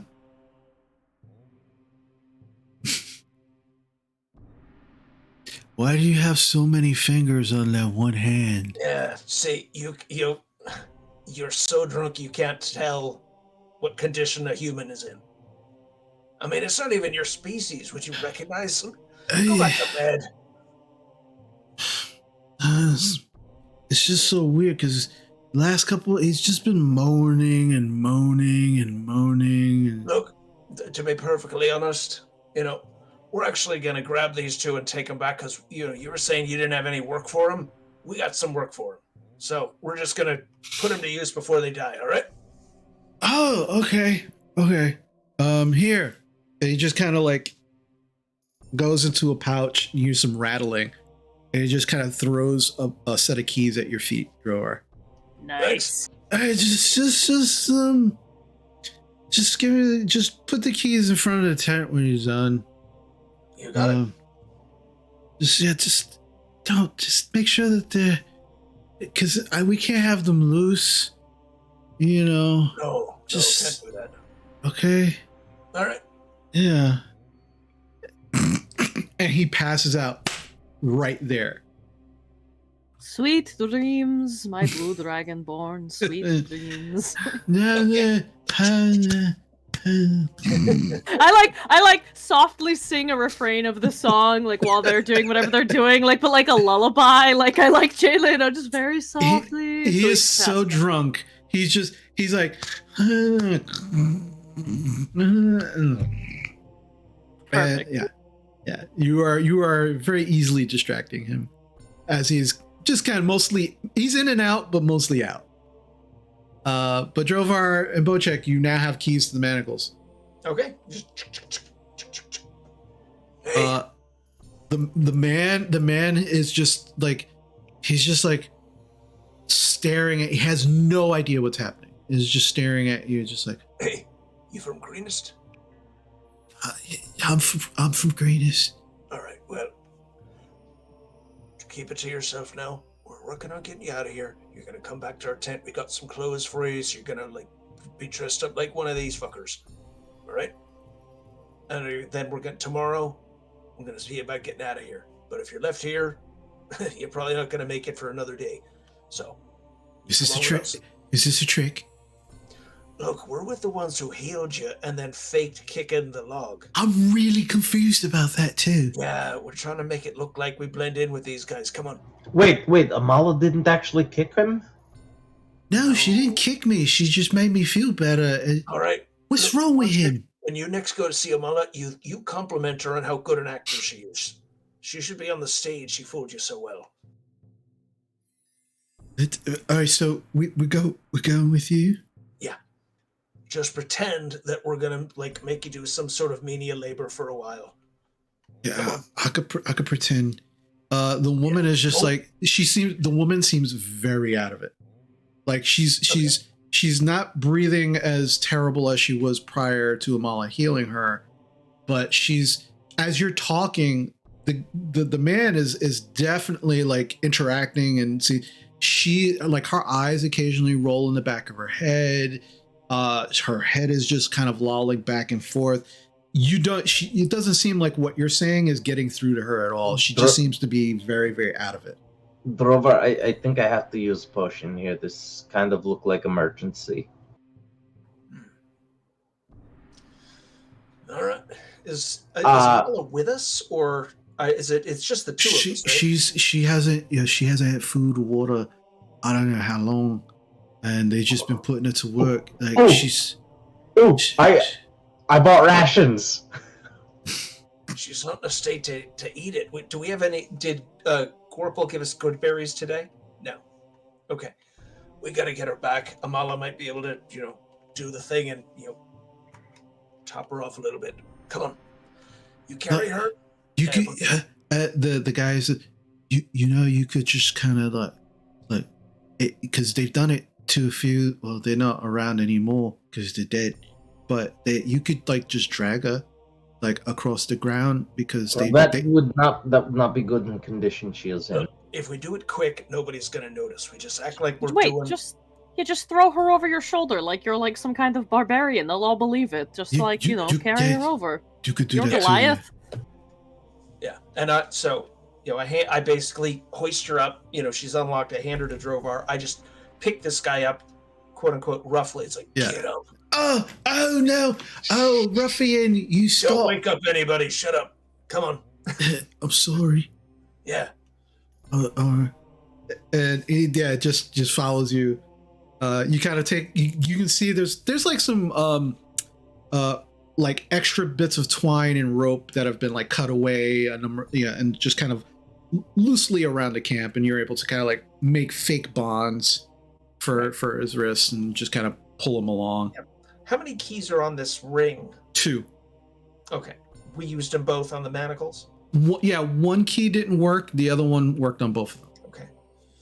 Interesting. I wonder what that goes to. Probably something in their camp. I will leave the keys here because otherwise they'll come looking for them in the morning. Okay, Wait. But what if the other key is to the other prisoners? We don't know when they did this, right?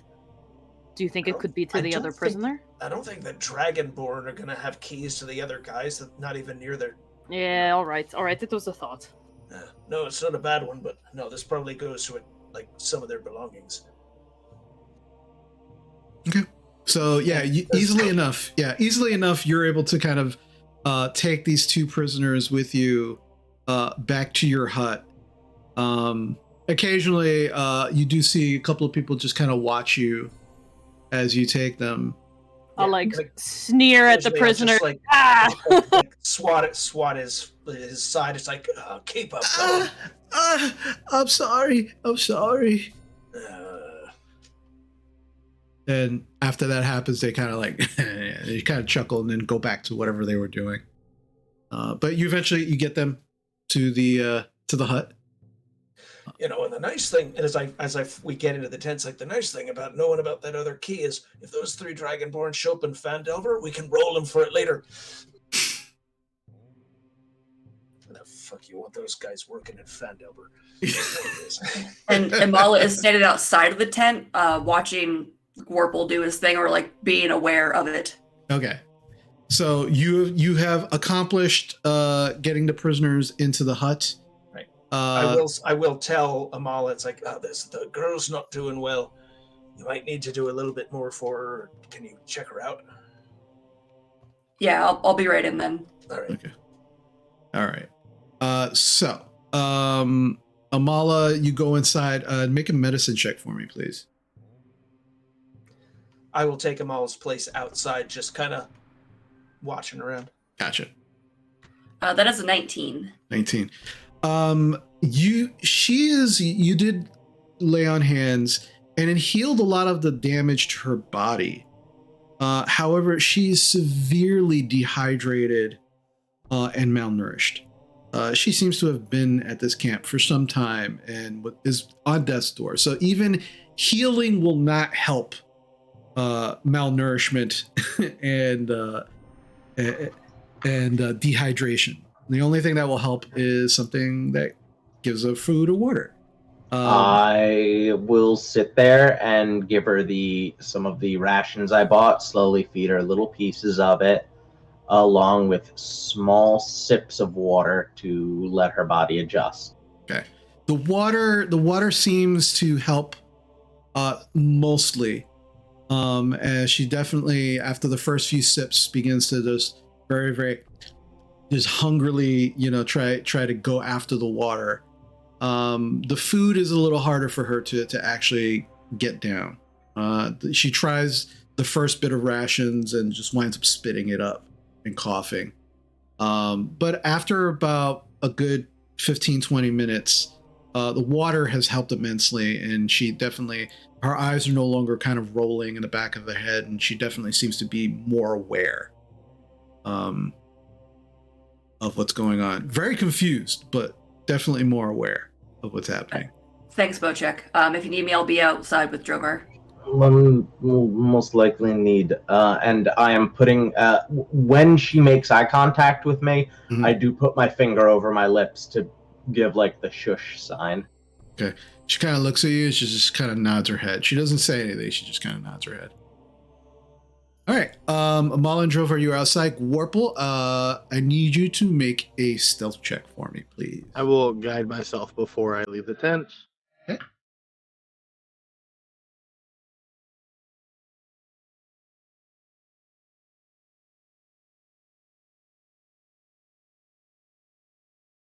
$22. You begin kind of shuffling and making your way through the camp. Again, there are people still kind of carousing and milling about, but you kind of weave in and out of these folks. None of them paying you much mind. Some of them just not seeing you at all. And you eventually kind of make your way over towards the area, which is heavy with cultists. This seems to be the area where the cultists have made their camp amongst this large raider setup. And as you kind of enter, there's still a group sitting by the fire. You definitely see your friend from earlier in the evening. Seems like he's been in his cups most of the night. He's just kind of like wobbling a little. Now he's taking a drink or two. And some of his companions around are just kind of listening to him. Some are laughing and just kind of joking. He's no longer like wildly gesticulating or anything, but you can see him. You don't see his buddy there, but you do see him. But they don't seem to have paid you any mind. None of them are staring in your direction as you make your way directly. Yes. I want to, since I have the firelight and I can't see in the dark, I want to see if any of the people around the fire match the description of the monk.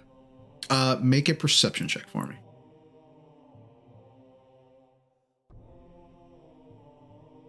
That's a 24. 24.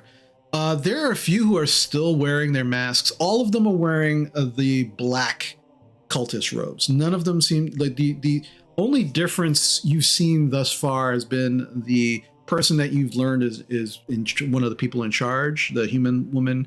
She's wearing the purple cultist robes.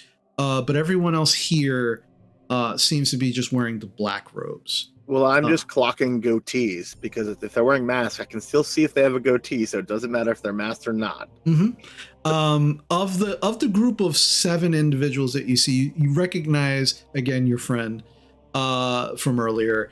There are 3 others that are clearly they don't have the matching description that you learned. The masked ones, none of them have goatees either. Some of them have mustaches that do kind of like come down to the bottom of the chin, but there is no scruff at the end of that chin, which was one of the matching descriptions of the monk. So you don't think that any of these individuals match that description. I'm doing my bounty hunter jobs of not a suspect. Okay. Yep. Yeah, eliminating suspects. Yeah. Right, so I'll make my way over to that prisoner.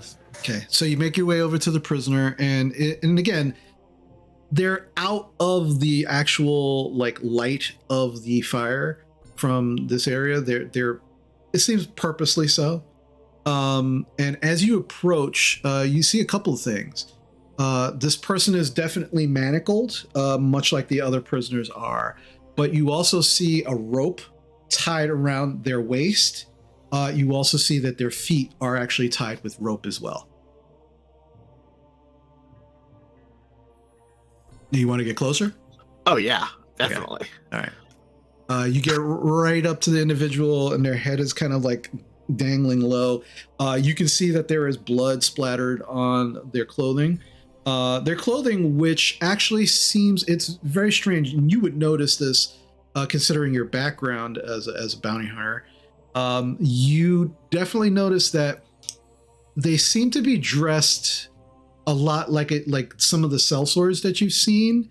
However, that is definitely not the make of this individual. And as you kind of get closer, you can see that there is clothing hidden underneath that clothing, and definitely monk vestments. And you recognize these specifically because they are similar somewhat to some of what Bocek kind of wears. And then as you get closer, while the head is still down, you can see the slight pointed tips of ears.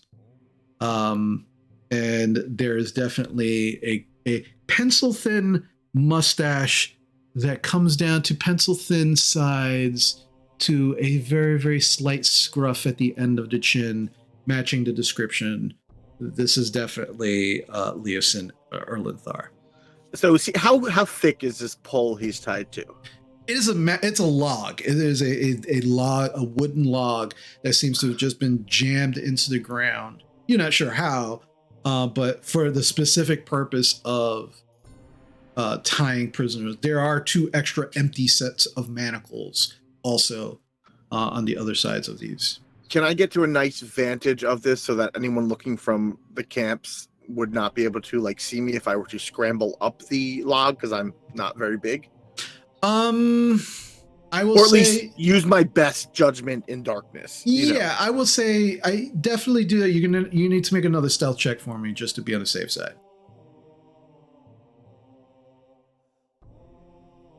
Because the log, from your vantage point, it definitely does look like if you get up to the top of this log, you will definitely be above some of the huts, and would definitely probably draw some attention if someone was paying attention. I got a 15 and I'm not trying to get above it. Since I do have a climbing speed, I'm just trying to get to level head with the half elf so I can like speak to him or try to wake him. Okay. I don't want to be above. He's, again, just like the other prisoners, he's sitting on the ground. He's not like hanging from the log. His arms are up, but he's able to sit, like his butt is on the ground. He's sitting on the ground. So you could actually like literally walk up to him and kind of like face to face him if you want. Well, I want to use the log as cover essentially, so that if someone's looking at it, they're like, "Oh, it's just another shadow," opposed to a humanoid creature standing near another person. Gotcha. No, that's easy enough. Yeah, you're able to do that without an issue. Okay, so I'll get as close as possible, and can I make a medicine check on him to see if he is alive or like awake? Yeah, make a medicine check for me. 14. So you start as you're getting in pretty close. It's hard to make out because of how dark it is in this area. But you start to see some bruising and some cuts along, especially on the arms and the hands that are kind of tied up. And as you kind of get closer, you can see that he is breathing. It is not hard breathing, but you've heard this kind of wet breathing before, where definitely this person is taking a beating, and they're kind of breathing through some of the pain. And as you get very, very close, with his head still down, you just hear, "Don't know who you are. I heard you coming 20 feet away. If you're trying to rescue me, you're doing a terrible job of it. Go away." I'm not rescuing you yet. Yeah, I want to know more. Listen, what do you want to know? We don't have a lot of time before they come out and check on me again. How'd you get? I thought you didn't get caught. Your apprentice sent us. Fuck. No, just look. I have them exactly where I want them. All right.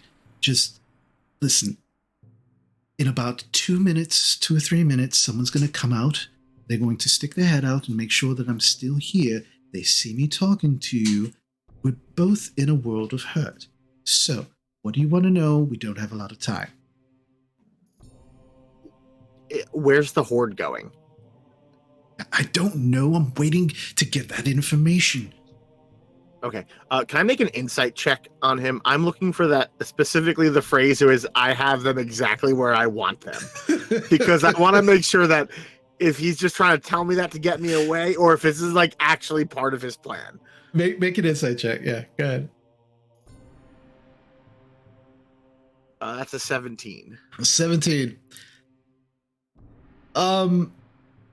You get the impression that he wants to believe wholeheartedly that he absolutely has them right where he wants them. He does definitely feel genuine that he thinks he can get more information. But and looking at his bonds, looking how much he's been beaten, you don't think he can take much more beating. That's one. And two, you don't know how much more information he's gonna get. considering the state that he's in. So while he does believe that, he could get some more information, you don't think that he's going to live to probably use that information. All right. Can I get into like a really good hiding spot away from here, but able to still kind of see the interaction and hear it? Mm-hmm. I would like to get there because I want to kind of see how this patrol works. Okay. Yeah. So as you just kind of look him over and he finishes, telling you this, you kind of back away, and there is like a smaller hut that you don't hear anything coming out of, and there does seem to be like garbage and refuse around it. So you're not sure if it's being used as maybe a latrine or just an area for garbage. It's the kobold hut. It's fine. I'll hang out there. That's where I belong. You kind of move away, and about 2 minutes go by, and you watch. Actually, I need you to make another stealth check for me. And I will fully take advantage of like this rocky terrain there. Yeah. Oh yeah. There's plenty of rocks and we do have group inspo if you need it. Yes. There are plenty of group inspirations. I mean, I rolled with advantage and I got a 16. If you want, I could use a group inspiration. That's really up to you guys. I don't really. It's up to you. I think I'm fine with the 16. I'll sit with it. Okay. So you just kind of like hang back, and about 2 minutes go by, and you watch as somebody kind of gets up from the fire area where everyone is sitting around talking, and kind of walks over, and just kind of walks maybe about 5 feet, up to about 5 feet from the actual Leosin. Just kind of like looks over, bends over, picks up a stone, tosses it, hits him in the head, and then just kind of turns around, slowly walks back over to the fire. Yay, he's still alive. And everybody just starts chuckling. And he just kind of walks back over to the fire, sits down. Once he's seated, I will scramble back over to the prisoner. Yeah, okay. All right. How long do we have between each patrol? Yeah, honestly, each check it's maybe 10 minutes, maybe 20. It depends on how much he's talking and drinking. But they do come and check on me regularly, so it was an estimation last time. Okay, if you stay here longer, you're gonna die. You think you got this handled, but I've captured prisoners before, and you are on death's door, buddy. I don't want to chance your skills, but either we got to rescue you, or you got to give us information, or we got to come up with a plan. I have a whole bunch of friends with me. And now, at this point, this whole time, he's been kind of like head down, talking to you. And at this point, he just kind of slightly lifts his head up. And now you can see like his face is just like black and blue, bloody, just like puffy. He's taken quite a beating. He just looks, he goes, "If we leave, you get me out of here. This is why it's dangerous to get me out of here, because the minute I'm discovered missing, all hell's gonna break loose. Because they want me alive. They're trying to break me. And I'm not breaking. So I'm getting more information from them. So just, I don't know who you are, but I can take more. It's going to help us in the long run. Just, you couldn't have come at a worse time." Well, we have about 8 minutes now. Why don't you tell me what you found out? Because I can get that information out of here. You're kind of stuck in one place, buddy. What do you want to know? What are they doing? What's their next raid? You must have overheard things. They're preparing for the next raid, but they don't say anything to these raiders because they want to keep them on a hook to make sure that they stay on the contract. Right? So they don't let them know. They just tell them what's going to happen. Once they get to their whatever camp they formed, that's when they actually start giving out instructions and telling them where they're going and who they're raiding and important targets and things of that nature. So I absolutely have no idea. But they're breaking the camp. They're probably, from the sounds of it, they're going to empty out the hoard that they took from Greenest and the last couple of hits that they've made. That's all happening tomorrow. Again, probably around early morning, midday. So, what do you know about the horde? How do they empty it? Like, I have no idea. Again, I'm trying to. They're trying to keep me separated because they know how dangerous I am, but they also don't know how much I know. So that's why they're trying to break me. Otherwise, I'd be dead already. So just me not talking is what's keeping me alive. I don't know. Mostly from the horse and wagons that they've been procuring for the last couple of weeks, from what I hear. That's probably the way they're just going to take it and just transport it. So you think they're going to actually overland transport it opposed to like teleport it? I don't know. I just know that they've been doing this for the last few weeks, and this is not the only group. Okay. I guess hang in there, buddy. I'll be right back. I'm going to watch this patrol happen to you. And I will put a cure wounds in him. All right. For how much? Max 10 hit points, baby. Yeah, you start to see the puffiness start to go down. The bruising starts to, get purpley, like at the end of it healing. And as it happens, he just goes, "What are you doing? They're gonna know somebody healed me." Fuck! It's dark. You've never done this before, have you? It's dark. They can't see. They're humans, most of them. Yeah, they're going to come take me over to the tent when they're ready for me. That's probably not going to happen for another 2 hours. They're going to know something's up. Now you have to get me the fuck out of here. Whoops. And I'll hop away. As you hop away, you can almost feel the intense glare coming from this individual, like, and then he slowly begins to put his head back down. And you see him actually start shaking his hair, which then begins to kind of like fall into his face slightly. And as you kind of like sit back, you do watch probably another 10 minutes later. Oh, I'm going to head back to my group. Oh, you're going to head back to your group? Because now I kind of have an idea how the patrols work. And I figured they're not looking that close at night, even though that, like, that they're not going to notice, less bruising. It's dark. So I'm going to head back to the group to kind of relay what's going on so that we can make a plan. Okay.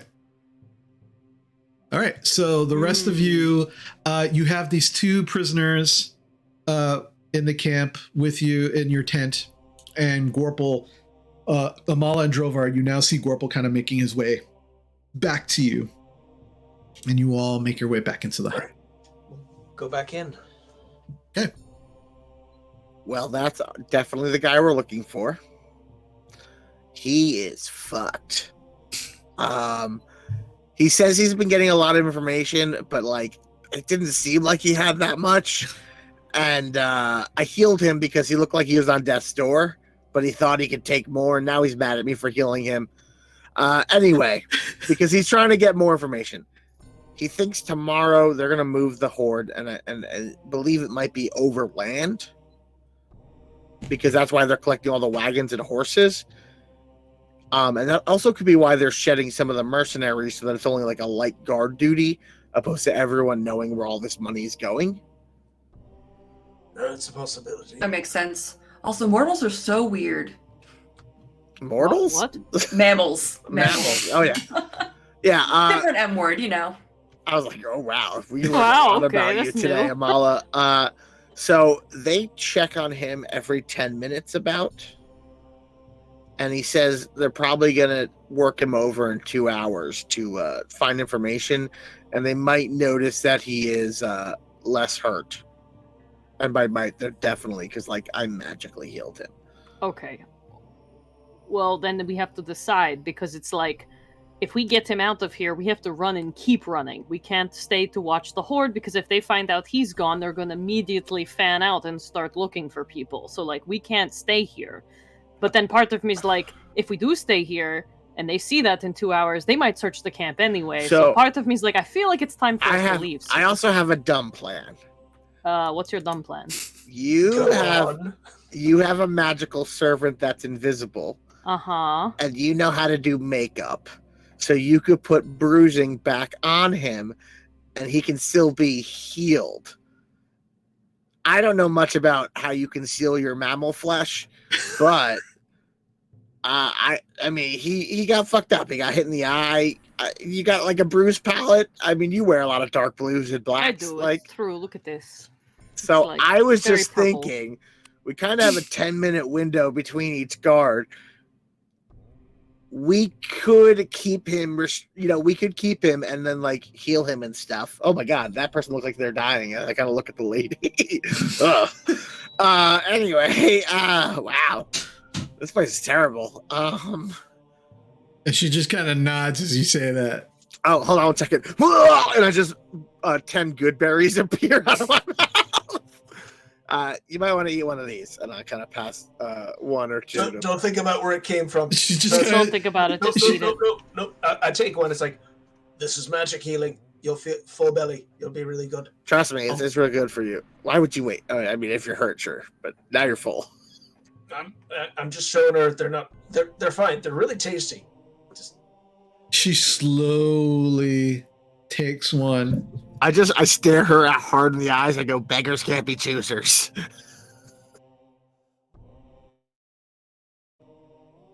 She puts it in her mouth. And immediately, oh, it's better. Thank you.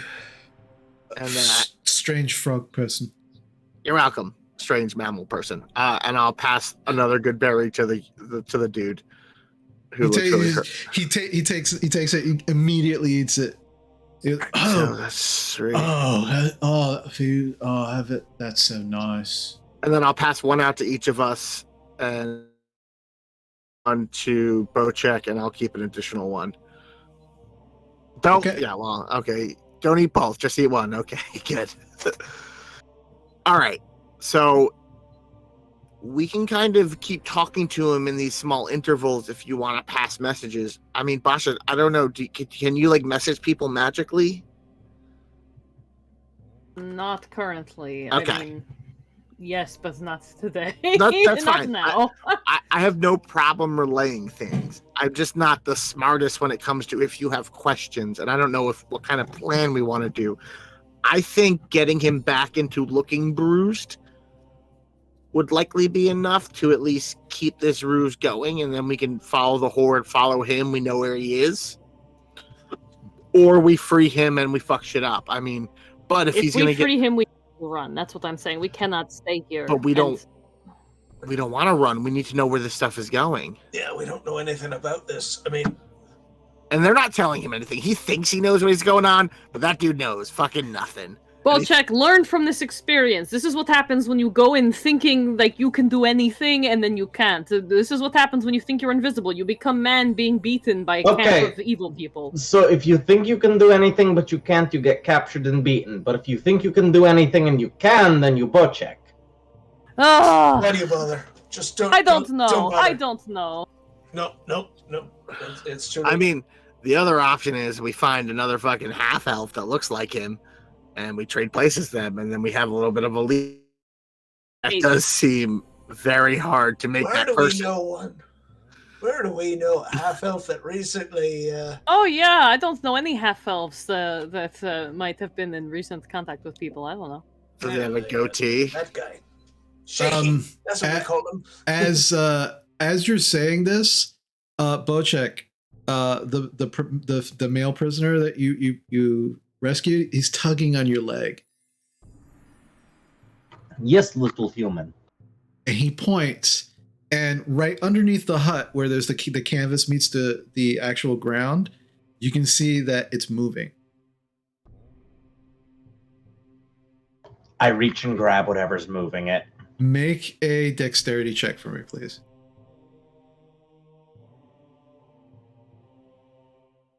Dirty 20. Okay, that'll do it. As you go and you reach and you yank, the canvas pulls up and up and up as you yank a full-grown individual into the hut by their cultist robes. And as you lift them up, you can see that it is the hunchbacked individual that was with your with the other cultist, and he's just kind of like you're lifting him off the ground, and you can see that he's actually very short for a human. Like he's definitely human, but he's very short for a human.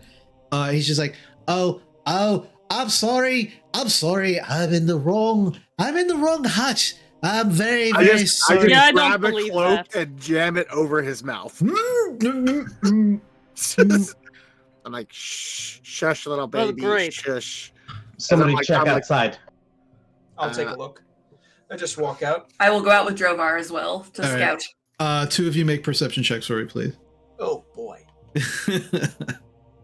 so good at these. Use that inspiration if you need to. We got so many. Yeah. I'm 13? gonna. What was that, Amal? 13. 13, Drovar? Okay, using one of the inspirations, that puts it to an 18.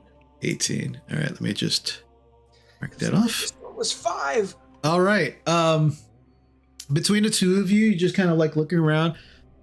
You see people still just kind of like carousing, milling about, talking, drinking.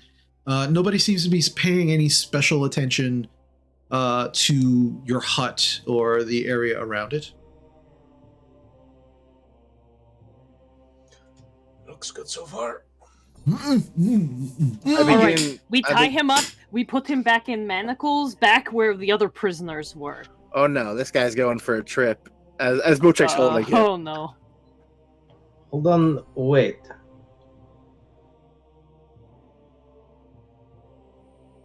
Wait, You stop. Jack, you we stop can't hear pushing. you. I gently remove the cloth for 1 second. If he starts screaming, I'm gonna put it right back on, but I want to give him a second to try to explain himself. All right. You take it off and you go, oh, thank you. I could breathe now. Thank you. Yes, I'm in the wrong. Look. I'm definitely in the wrong hut. Bullshit.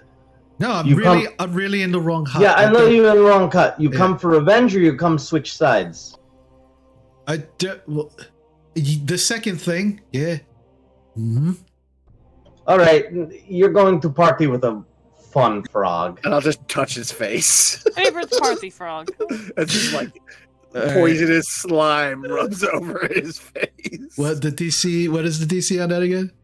12, I believe. 12. Okay. Best ability ever.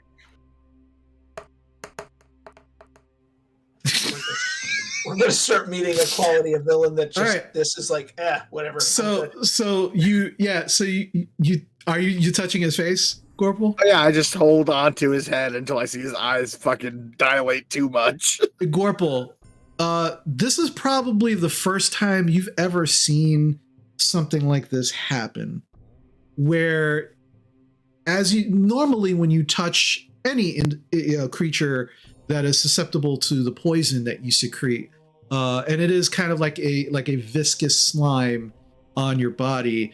The slime tends to be like it sits on the skin and slowly begins to be absorbed by the creature or individual's body. You've never seen your slime just absorb completely into this individual's skin. As you're taking a really good look at this guy now, and he's very sallow. His skin almost looks very like paper thin, and the slime just right, and you almost feel the slime being sucked from your hand into his face, and immediately he goes limp in Bochek's hand, and he's just like, I immediately turn to Drovar. Quickly, get the moisturizer from my bag. This man has seriously dry skin. Oh, you have moisturizer. Oh, Don't okay. ask that. You got, All right. I got a natural. I got a nat 1. Tie this guy up at least. Hello. Search him and tie him up. Oh. All right, wait. How Yeah. big is he? He's like 5'4", 5'5". So, like, I could be a hunch on Drovar's back if we threw him in that cloak and mask, is all I'm asking. Probably. What are you doing here? Okay, I gotta check. I'm checking under the robe for the moment. It's like, what is up with the hunch? Is he like he's actually deformed? All right. Is there something So like you begin wearing to something? you begin to pull it off, and there is a bag tied to his back. Okay. And as you kind of go into the bag, there is a short crossbow. There is a number of crossbow bolts, and there is an extra set of clothing that looks like regular peasants' clothing. Throw those to the girl. Okay, Right, what, okay. what are you doing here?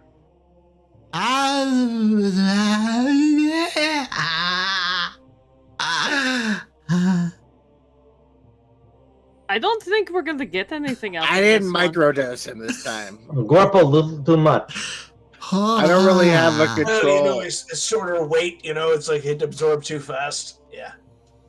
All right. He Well, starts. I mean- he starts poking his own eyeball. Well, here. Don't do that. Tie him up. don't It do that. should wear off in like a minute. He'll have a hell of a headache, but at least that way he might be able to talk. Gorple, you look Yeah. down. Your hand is the only thing on your body that is not slime covered at the moment. Oh God, this might last a little bit more than a minute, but that's fine. But I mean, we now have choices. We know this guy was coming here to kill you. I think he was coming here to spy on us. He to does. serve- FYI, he does also have like a scimitar and a dagger on his belt. He's not trying. He was not trying to hide that, but the bag that was tied to his back is definitely. I'm There's taking probably both.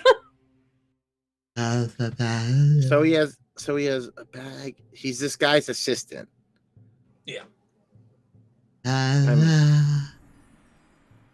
Just saying, we could probably fake it. He has a mask and everything. I don't know if he has a beard like you do, Drover. That's the only downside. Why do we need to? Why do we need to, though? What's the point? I mean, if we need to get closer to the cultists, we have a way to get in. We still have the robes. Yeah, I was like, we still have the ones we already have. It's dark out. If we move quickly, they're just gonna be like, "Oh, there's other folk in the robes." We go in, we do a thing, we come out, but we can't stay and talk to them. But at night, we could probably pass by quickly if we're kind of spread ourselves out. And I believe some were wearing masks, correct? Still? Some Yeah, were, yeah. some were, some weren't. Yeah. I mean, I did learn from the elf guy that there are an amount of these people, like these groups. This is just one of many. Aha, So see? there's more Well, camps. There's more that we knew already. We fought them I know. That's before. why I said that guy doesn't know as much as he thinks. I was just being honest here. And judgmental. Yeah. That's what I do. Okay, all right. We- We're slowly having lots of problems, because now this guy's gonna wake up and know that something happened, and then the elf guy's gonna be noticed to be cured, so, I think we need to leave soon. I feel like we can gather up and get out. This guy doesn't have to wake up. Oh, I'm fine with that. I mean, okay. Listen, we dress him in those rags I put on the floor. We beat the shit out of him. That's what I said. Put him back where the other prisoners were. We kill him and we leave him hanging there. Shh, shh, sweet baby boy. Shh. Gag him again. Okay, we can't call him sweet baby boy and then go to kill him because I start It's like, feeling please. bad. Yeah, no, we do can't you do that. do you eat eggs from birds? Because that's what you're doing. All right, tie him up, gag him, because I'm tired of hearing his mouth run. I do so just, I'm Yeah. so dumb. Yeah, I'm Easy enough. I'm serious. Why don't we dress him? The guys, I was serious too. Let's do it. Okay, we can do that, but it's distracting us from the fact that, dawn's not too far off, and we haven't figured out what the hell we're doing here. So, are we going to try to rescue the monk and get out of here? Are we going to try to make him at least look like he's still been beaten up? That's not going to work forever, though. They're going to eventually figure out its makeup's makeup. gonna come off on their hands once they start punching him again. So the other thing is, if we're trying to figure out what they're doing, if we gotta leave, let's have a real reason to and take the heads of the leaders with us. And then go. Yeah, no, you sit down, we're not going yet. Good lad. I mean... Sorry. What do you mean by that? What do you mean by taking the heads of the leaders? How do you plan on they've got to have orders as to where to go with the horde. We can take that from, like, their desk or something. I don't know, but, I mean...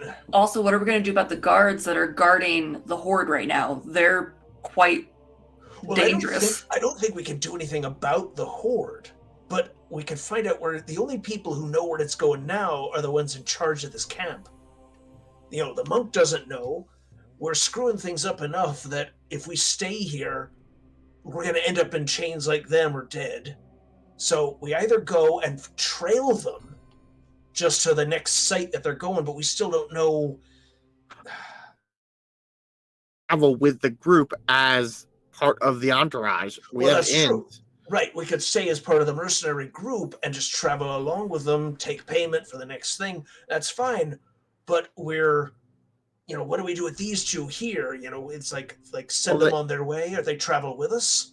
I figured they'd leave when the camp breaks up. Yeah, they'd leave tomorrow. What about the monk?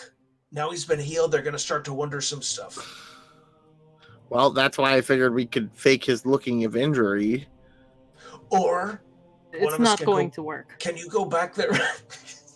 Punch him in the face? Sorry, Hell yeah. Hell yeah, I'll beat that dude up. He sucks. That's what I was about to say, and I just cracked myself up saying, you can go back there and just use the handle of a dagger right in his on his side and put the black eye back.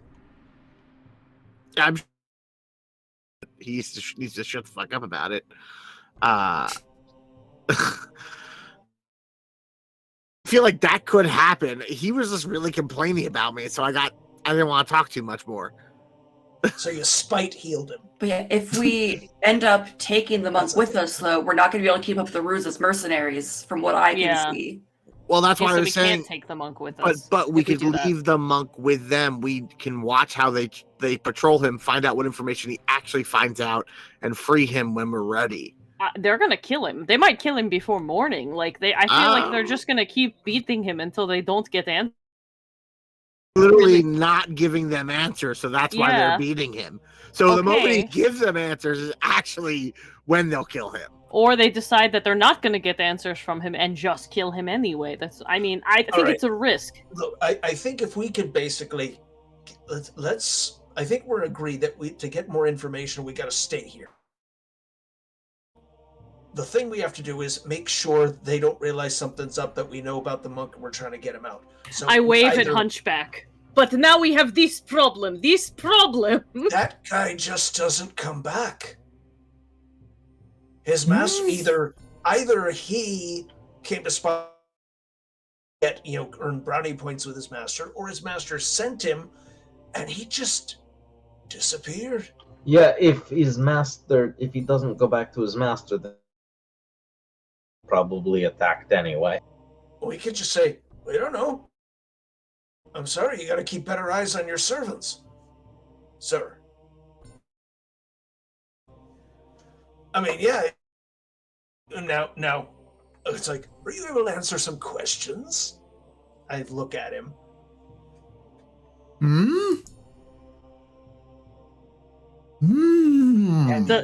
Does he look? Not if you can understand me. Yeah, I don't think he's okay. I just push his face away. It's like, all right, we'll come back to you later. The other thing we could do is we could go back to camp carrying him and say, you lost this, and walk away. But we don't know what he overheard before that, so that's a risk. Yes, that's the problem. How long was he listening? Plus he heard the words changing sides. Yeah, I think we need to kill him. Yeah, probably. I don't say that lightly, but... Do you have a better idea there? Can you tell it to us? Right. I'm going to take the gag away. If I don't hear words, you're gonna get a fist in the face. Holding the staff right over his head again, like waiting, like all Okay. right. Here we go. Yep. All right.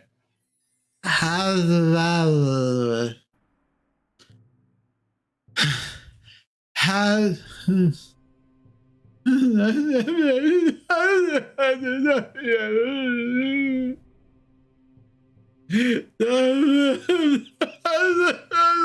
Oh, he's begging for his life. He doesn't know nothing. Brewing poison person who's gonna die. So this guy's gonna tell you anything you want to not die. Yeah, I'm sorry, buddy. Did your master tell you to come here? Maybe he really did Pop him just. in the face once. I put the gag back in his mouth. I don't try to knock him out. I promise. I'm a dwarf on my word. Yeah. I think he's just telling us that he actually did just have the wrong tent. That he just genuinely had the wrong tent, and that's a bad day for him. It's- Really unfortunate. The one silver lining for this is that he's never going to have a worse one. Now I feel bad. Okay, Just so have really bad luck. We can't help with that. so what's the plan? I don't know anymore. I can rebruise this dude. That's fine. That's an easy thing to do. I mean, I don't think these guys are medical professionals, so they're not gonna be like, "Wow, that bruise ain't as fresh as the other one." Yeah, I think we... Okay. All right, put him Rebruise as the monk. prisoner. Yeah, put him as. Oh yeah, rebruise the monk. Put this guy as prisoner in, and leave him for dead. Well, I think we should leave... Oh, we could just leave like an empty bottle of like liquor or something, and it looks like somebody in the camp, killed him and took all his stuff. And just leave him. Yeah, except that he's a cultist, so like it might cause a lot of problems because they hired all Also, these guys. why don't you just put the rags on him, beat the shit out of him so he bruises all over the face, gets him up a bunch so he's unrecognizable. Everyone sees him with a hump. He's not going to have a hump in that dude's peasant rags. We chain him back up dead on the slave pole. No one asks questions. They're like, oh, that slave obviously died. Okay, I see. I like that plan, but Yeah. I'm not going to do it. You have to do it because I'm not doing Great. And I just pull out a you knife. do that for me. All right. Yeah, I'm gonna help you with this one because we gotta do this. This is going to be awful. I go, lady, sir, you might want to look away. I'm about to do some horrible things to it. this Oh person. I'm god. gonna take Basha outside. Yeah, we're gonna go for a walk. Bye. Oh, Bojack, you Still. might want to step outside.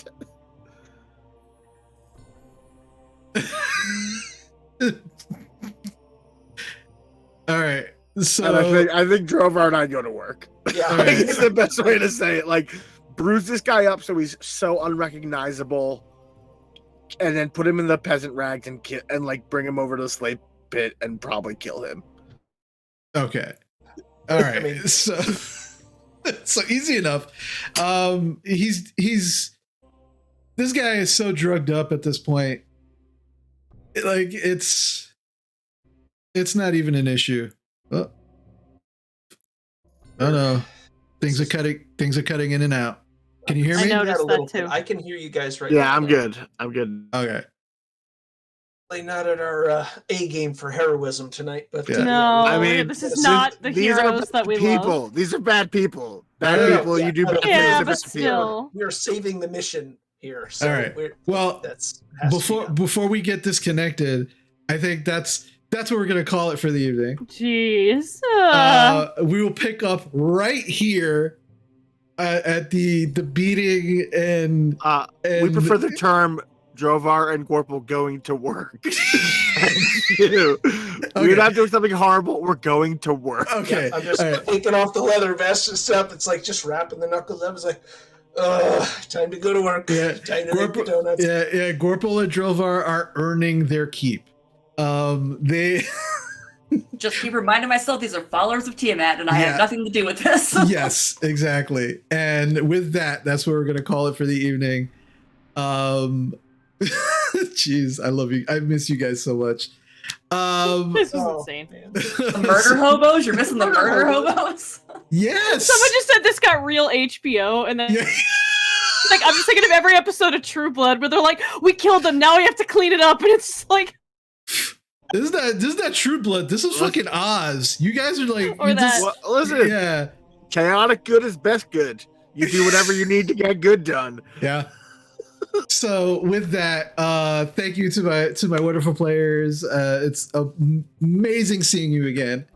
I'm so glad we're back. Thank you to all of you who have been watching and supporting us by watching. Thank you so much. Happy New Year again. We nothing but more of this hijinks is going to happen this year. So stay tuned.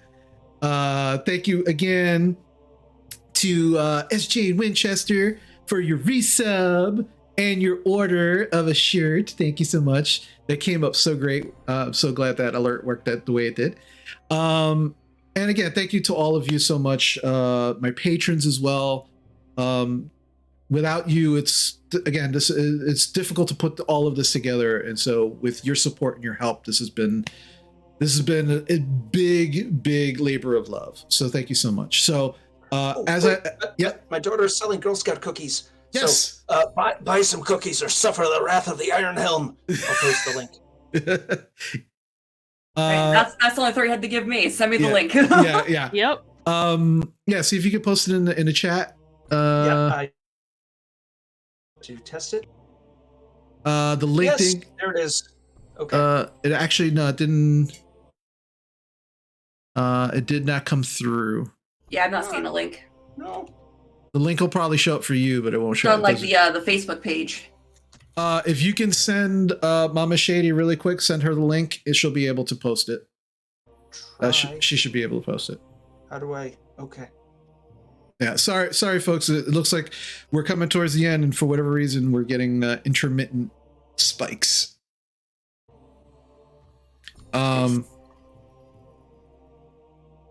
Yeah. Hold on. I think that message got sent over. Okay. All right. So again, I hope everyone there it is. There's the link, everybody. Buy Girl Scout cookies. There's the link. I mean, you all know you want Girl Scout cookies. You all know you want it. All right. So before we get DC'd, again, thank you, everybody. Your support means a lot to us. We love you very much. Remember, be kind to yourself and be kind to others. As we move into the new year, let's remember we can only get through all of the craziness together. So remember, let's keep supporting each other and helping each other where we can, because it's super, super, super important that we do that.